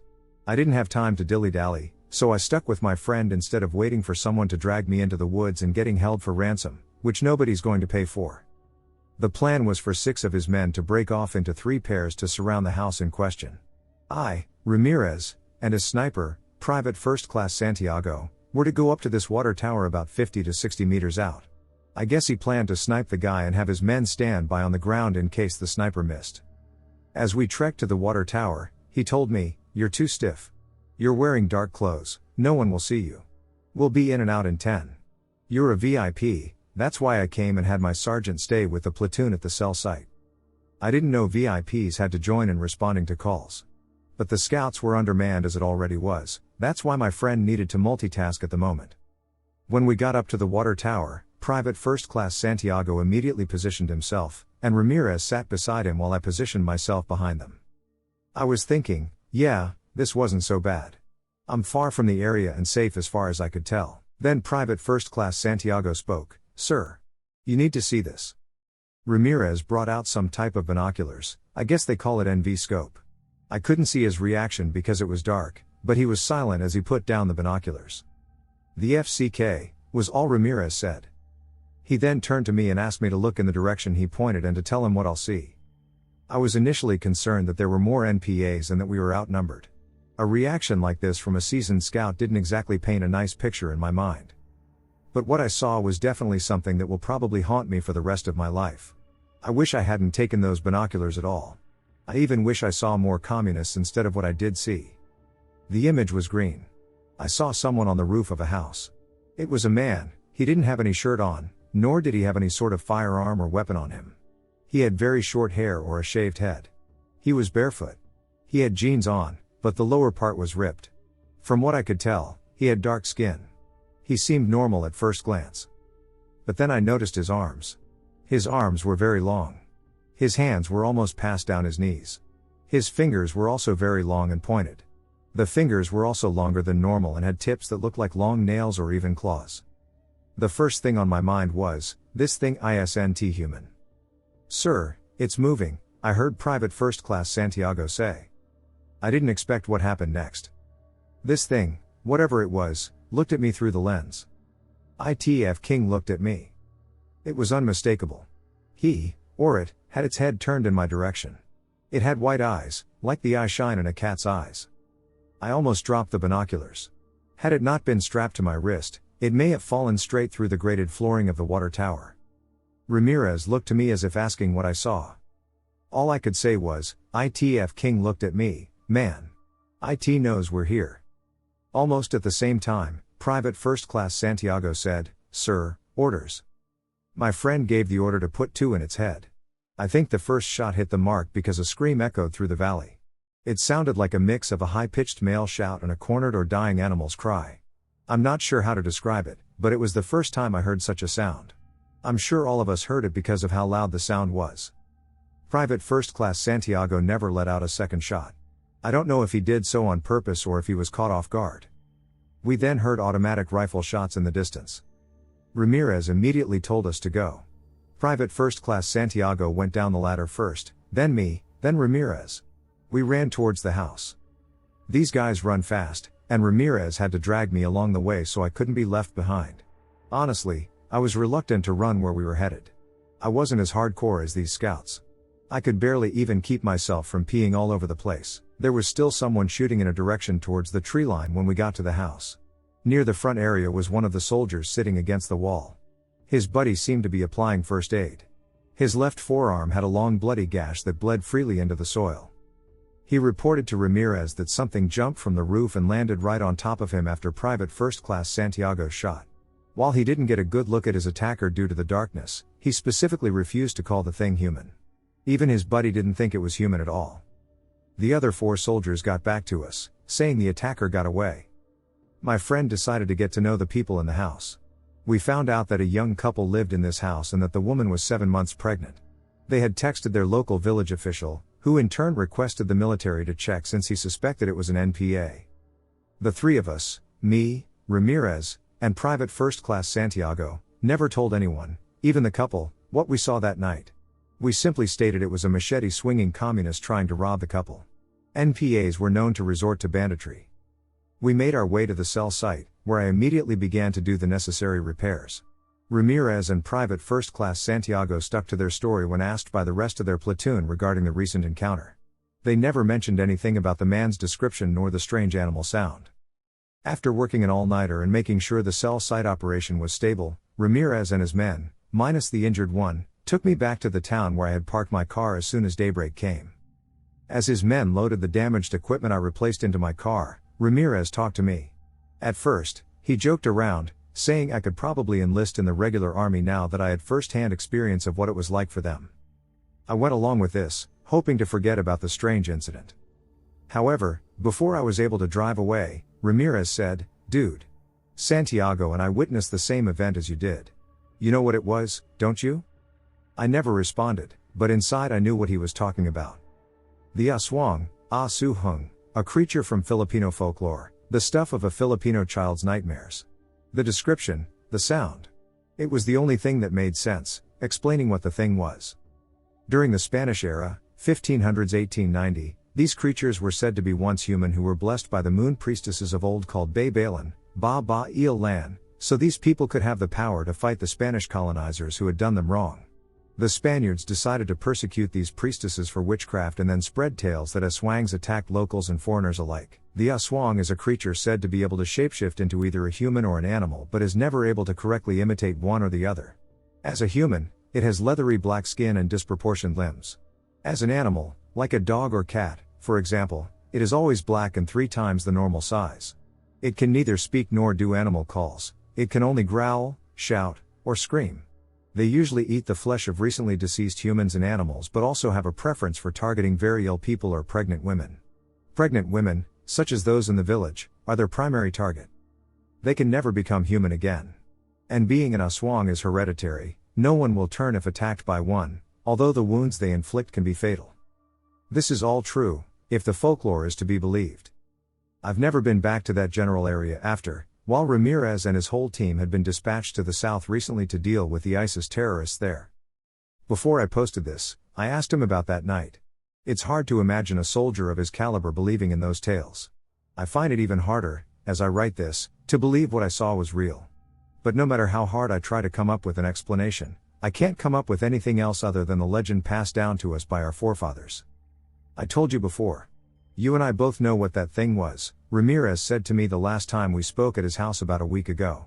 I go with what I see, and oftentimes I don't have the luxury of time to doubt whatever is in front of me. I don't know if I'll ever know the truth. I don't even know if I want to. Do little people exist? According to Native Americans, they do. The oral traditions of several Native American tribes, such as the Arapaho, Sioux, Cheyenne, and Crow, contain stories of little people who range in height from 20 inches to 3 feet. Referred to as tiny people eaters in some tribes, they were believed to be spirits and healers in others, while some regarded them as magical beings, similar to leprechauns or fairies. These legends were widespread among the indigenous peoples of America long before the arrival of Europeans. In Wyoming, the Shoshone Indians knew this diminutive race as the Nimrigar, and their legends depicted the little people as attacking the Shoshone with miniature bows and poisoned arrows. Additionally, the Nimrigar reportedly killed their own kind by striking them in the head when they became too unwell to participate actively in their society. While this practice was also part of the legends, it was a regular occurrence for many nomadic Indian tribes. Despite the widespread belief that these little people are purely mythical, several findings suggest otherwise. One of the most notable discoveries was the fully formed mummy measuring 14 inches in length, known as the Pedro Mountains mummy. In 1932, 2 men were prospecting for gold in the San Pedro Mountains approximately 60 miles southwest of Casper, Wyoming, when they discovered the mummy. Despite their efforts to extract gold from a vein in the San Pedro Mountains, Cecil Main and Frank Carr found themselves continually thwarted by rock. In a bid to reach the gold, they resorted to using dynamite to blast a section of the mountainside. This caused a cave to be revealed, which was approximately 15 feet long and 4 feet high and had been sealed off from the outside world by a thick wall of rock. Upon entering the cave, the 2 men were astonished to discover a small, pygmy-like man seated cross-legged on a ledge. The tiny mummy measured only around 6.5 inches tall in its seated position and was estimated to be 14 inches tall when standing. Its skin was wrinkled and brown, with a low and flat forehead, heavy-lidded eyes, and a wide mouth with thin lips, resembling the face of an elderly man. Despite its small size, the mummy was well preserved, with visible fingernails on its hands and a dark jelly-like substance covering the top of its head, which remained pliable even after all those years. Upon discovering the mummy, the 2 prospectors took it to Casper, Wyoming, and it soon attracted the attention of scientists from all over the country. Initially skeptical that it was a hoax, experts conducted extensive tests on the mummy, suspecting that it may have been a taxidermy creation made from different animal parts. However, they were astounded to find that X-rays revealed a perfectly formed human-like skeleton. The tests also indicated that the mummy had met a violent end, as its spine was damaged, its collarbone was broken, and its skull had been severely fractured by a heavy blow. The soft substance found on the top of the mummy's head was identified as brain tissue and congealed blood. Based on the results of these tests, scientists estimated that the mummy was a fully grown adult who had died at around 65 years of age. One unusual finding was that the mummy's teeth were unusually pointed, with a full set of canines. According to some reports, the examinations were carried out by the American Museum of Natural History and certified as genuine by the Anthropology Department of Harvard University. However, other accounts suggest that the mummy was later examined by the University of Wyoming, which concluded that it was the body of a deceased child. It is worth noting that claims of the discovery of remains or skeletons of small-statured people in North America are often met with skepticism from mainstream archaeologists and anthropologists. Many of these claims lack scientific evidence, and some have been proven to be hoaxes. However, the existence of legends and oral traditions about little people in various Native American cultures suggests that there may be some basis in reality for these stories. As with many aspects of pre-Columbian history, the truth may never be fully known. The story of the Pedro Mountains mummy is a fascinating and mysterious one. While some believe it to be a hoax or simply a misidentified specimen, the scientific examinations and tests performed on the mummy seem to indicate that it was a genuine, albeit unusual, discovery. The legend of the little people is one that has persisted for centuries among Native American tribes, and the discovery of the Pedro Mountains mummy only adds to the mystery and intrigue surrounding these stories. Bigfoot in Argentina? I'm from Argentina, almost 40 years old, and a book editor. This is how I began to believe that Sasquatches are indeed real and can be found all over the world. It all began with David Paulide's work and a comparison I made between his profiles and one disappearance case in Argentina, where coincidence was the key word. Everything. Brief summary of the case: the woman got lost on a mountain hike she had made several times before. She was found dead 10 days later in a place that had been searched. Bad weather reports immediately after she got lost. No cause of death, as she was found face down in a shallow creek, and the coroner was to determine if she died of hunger or was drugged. The mountain is a granite formation, and the dead woman was found near a body of water. Also, the woman suffered from bipolar disorder. If you follow Paulide's work, you will understand what this means. And so on. I posted on a Facebook group about David's work and its similarities to the Mariella Natali case. Suddenly, an unknown woman reached out to me, sharing a bizarre story that occurred many years ago on the same site where the victim went missing. She recalled hearing someone whistling to her all the way in and out of that mountain trail. At some point she felt ill and needed to rest, so she sat down for a while, and then she saw it. It was a translucent humanoid figure, huge as 2.5 meters tall. It was standing on top of a boulder, staring at her. She got out of there running and never looked back. Now what really got my attention was this whistling trait she mentioned. Why? Because in Argentina we have indeed one myth or cryptid who whistles to make people aware of its presence. The popular belief goes that if you don't show respect for the creature by leaving some kind of tribute at your doorstep, it will come after you to kidnap or harass your family. It is so that old people don't even want to mention the thing, fearing they will summon it. Its name is Pombero. So I made then a comparison between Sasquatch reports and some myths or cryptids from Argentina. All creatures in the list come from a book written by the anthropologist Adolfo Columbers, whose title would be translated as Supernatural Beings of the Popular Culture of Argentina, a compilation of ghost stories and mythical creatures. Let's see. Misiones Province, northeast of Argentina, and southeast Brazil. Thick jungle on steep rocky terrain. Much folklore is about humanoid creatures from the wild, the Pombero being the most widely spread tale. The Pombero is described as a hairy male creature who lives in the jungle. It whistles to attract victims, mainly children or hunters, often abducting them for some time and leaving behind a dead body or a very confused individual. It doesn't make any sound when walking, so in many tales its feet are hairy or with feathers. It also can become invisible or take other shapes. This lore belongs to Argentina, Paraguay, and the south of Brazil. Yasi Yater, this one is also hairy, but blonde, very beautiful, and not big. A completely different character but the same behavior. It lives in the jungle as a guardian of nature and also whistles too. What does he like the most? To abduct young females and mainly children. What does it do with them? It plays, cleans them up, provides food. For a while, then it leaves them lost wandering in the wild. Sometimes it drowns them in shallow creeks. Shallow creeks. Area, northeast of Argentina, Paraguay, and south of Brazil. Capura, another giant hairy humanoid of the same region. Its name means ghost of the forest. Hunters are the main source of tales about this creature, as it poses as a guardian of the wild and tends to scare them out of its territory. Huge head, ugly as hell, hair all over its body, can be both male or female. It eats dead animals that hunters shoot but couldn't find afterward. It can eat people too, but not their entrails for some reason, which is almost the only thing that leaves behind something to be found. He also likes to gut dogs and hang them upside down from trees for hunters to see as a warning signal.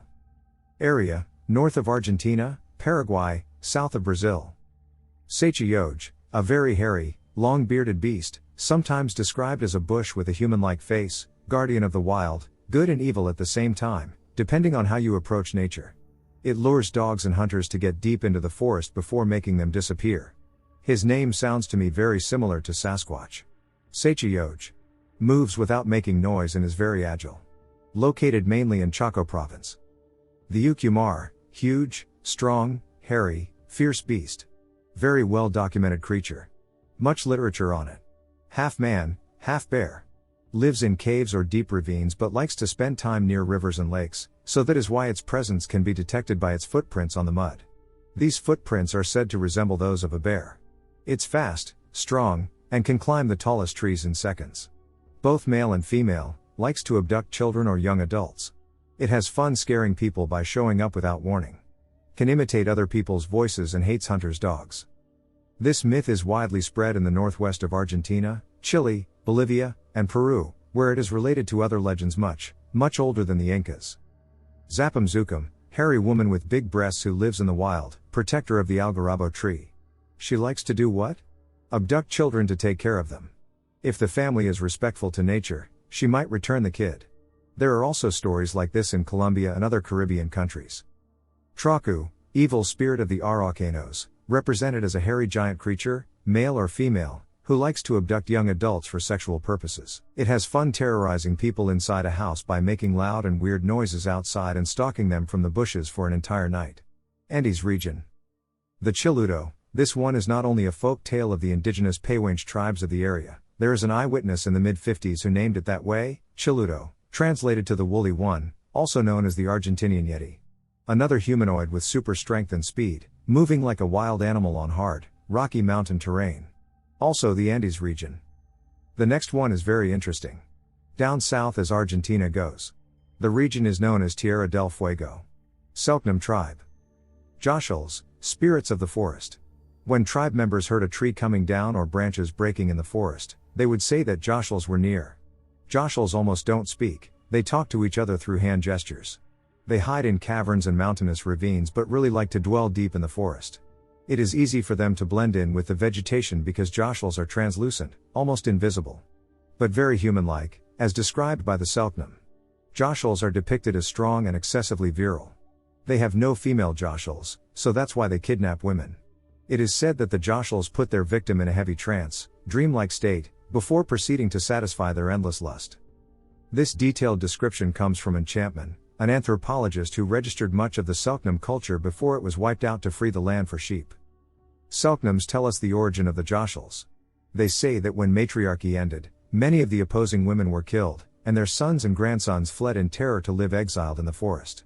There they grew hair on their skin and lost the ability to speak, becoming slowly one with nature, thus being translucent. A common theme among this list is the sexual interest of the creature towards humans. Another thing to point out is the also common belief that those children who don't appear back are kept by the creatures to train them to become one of them. And finally, the creature is not pure evil, as many folk tales point out that it shares its forest goodies, wild honey, natural wines, herbal medicine, and meat, with those respectful of its territory, animals, and plants under its protection.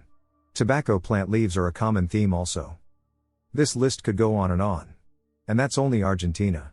This type of cryptids is quite common in the rest of Latin America. A fast and simple Google search leads to the Colombian folklore of La Totona. A big-breasted woman who steals unattended children. Then I kept searching for this kind of mythos in other countries all over the world besides Bigfoot or Yeti. As you already assumed.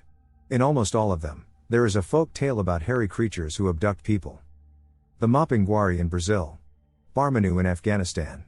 The Australian Yowie. Bezajan in Spain. Otong in South Africa, Kenya and Eastern Africa, lion men and Bigfoot-like beings reported. Also in Armenia. And I could go on because it's just there. If you Google some countries' names, plus some key words. And voila! Hairy humanoid creatures in the wilderness all over the world. Even more intriguing is the fact that this issue is also present in history and deeply rooted in our culture. For centuries, people had been writing about humanoid creatures with superhuman powers who wandered outside the civilized world. Just to mention some of them beside Bigfoot or Yeti, trolls, orcs, giants, werewolves, Nephilims. Think of some of the fairy tales by the Grimm brothers, just to mention someone. Biped, hairy creatures, lurking in the forest, waiting to abduct little children, as in Little Red Riding Hood or Hansel and Gretel, Goldilocks and the Three Bears, or Bearskin. And similar cultural manifestations we can see today in Klingons, Wookiees, the Planet of the Apes movie franchise, Stargate, and many others. If we were to list all of them, this would never end. The David-Goliath myth may indeed depict one battle humans had against these creatures and even hint at why we won. The concept of a humble and weak warrior defeating a much stronger enemy, not by brute force but by intelligence and a little help from technology, is also very embedded in our cultural imagery, as Star Wars may be a good example. A little human beats a huge humanoid, and the evil empire falls down. So now I'm not only believing but also theorizing, and my crazy theory is this. Once upon a time, Sasquatches were a globalized civilization.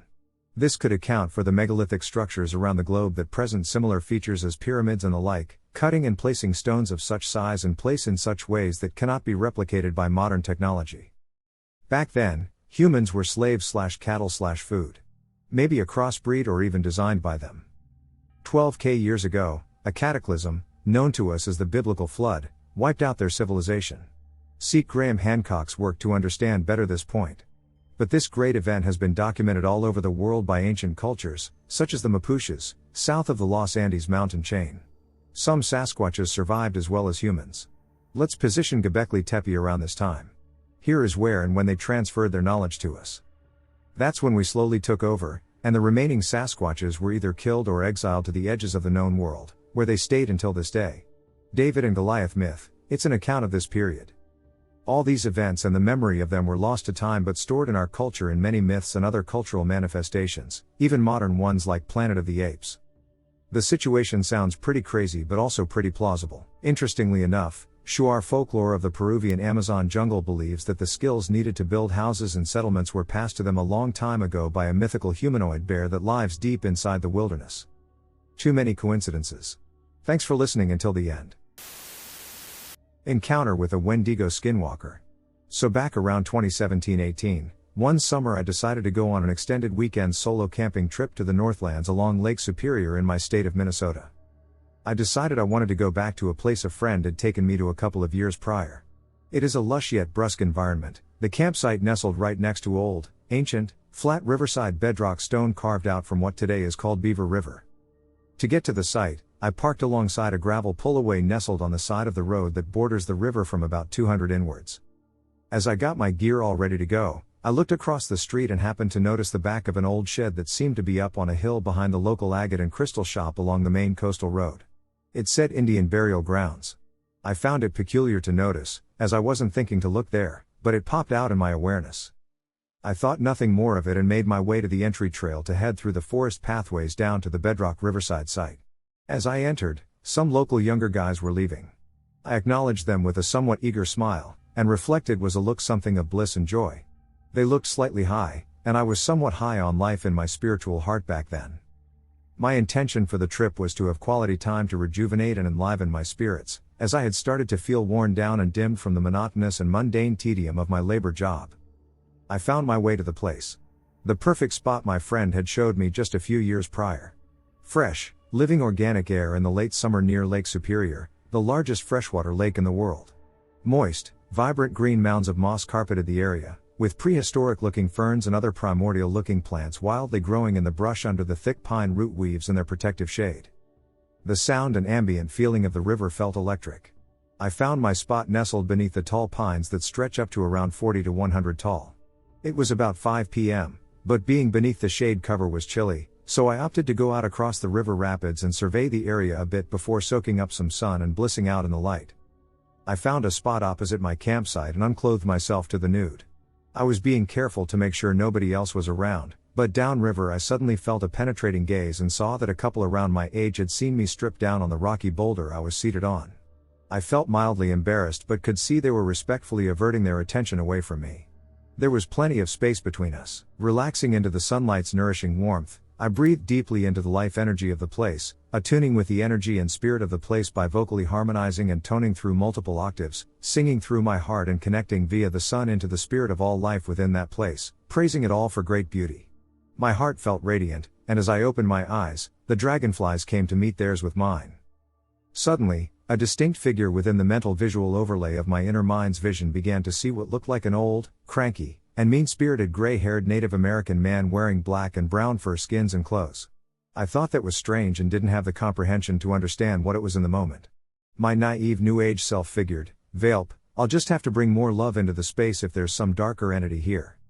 And right as I began to do that, a branch broke directly behind me, and I knew, within my inner knowing, that some boundary had been broken. My rational mind thought, "Whoa, was that a squirrel or something snapping?" I didn't see or hear any other activity behind me. But I felt unsettled and quickly got my clothes back on and made my way back to my camp. By this time, it was around 6:30 p.m., and the setting sun cast the shade of the trees even further across the river and the ancient bedrock in front of my camp.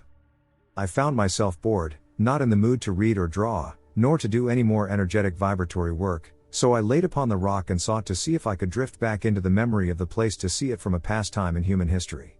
Half dreaming, half awake, I saw ancient Native Americans in loincloths hunting for crayfish. I saw beavers making great dams and ospreys and eagles fishing the river when much larger. All that food must have made me hungry, so I made my veggie stew and felt content to make for bed soon after. Now this is where it happens. As I was drifting down to sleep around 8:30 p.m. under the shade, all alone, with no other known human audible or visible distance, my thoughts floated like clouds. Nothing out of the ordinary. Until, strangely, a pang of dark thoughts crossed my mind. Vile, mean-spirited, malevolent, and gruesome thoughts and concurrent feelings came over my awareness. Peculiar. I was like, that's odd. Why the negative, even grim-tinged thoughts? Why am I thinking this? But it intensified. A few moments passed, and I found myself quickly escalating from anxiety to fear to next to catatonic paralysis. I didn't understand why I was feeling this. Where were these gruesome thoughts coming from? And then, it must have been my guardian spirit allies that took my inner mental vision up and out of the screen of my head to a creature crawling on all fours about 50 feet in closing. I could see from its first-person view, hearing the inner perturbed vibrations of its mental concentration, feeling its laser-focus intent prowl towards and penetrate my aura. I could see from a third-person view it had created a hook into my heart with this current of thought forms. Almost like an anglerfish using camouflaged luminous mimicry, but this creature was using a negative current to paralyze me and allow itself to harmonically enter my space. Its face was like that of the girl from The Ring combined with Gollum from The Lord of the Rings. Its hair matte and rotten black. Its eyes are grave, dead, grayish, black, large, and glossed over. Its mouth like a rotting fish and zombie. Its skin is fetid and gray. Its flesh thin with bony landmarks jutting out. I saw it. Holy duck. I thanked whatever helped me realize what was happening to snap out of its paralyzing grip on me and knew what was happening. I knew exactly what to do. In those years, I had been learning from the teachings of abductee and author George Kavassilis about the power of claiming soul sovereignty with the Creator as a means of dispelling all negative entities from one's field and rising to reclaim our creative power as humans equal to the Creator. So I let her rip. I opened my heart with full faith and let the divine pure light and love of the Most High Creator radiate from my heart, seeing and feeling a radiant torrent of golden white light emit from my heart like a nova. And in an instant, full peace, full protection, and full knowing of safety and security were present. And by the grace of God, I was able to almost immediately fall asleep the moment after. Knowing it was complete, I slept like a baby. I woke up around 8 a.m. the next morning, realizing I had slept soundly for almost 12 hours.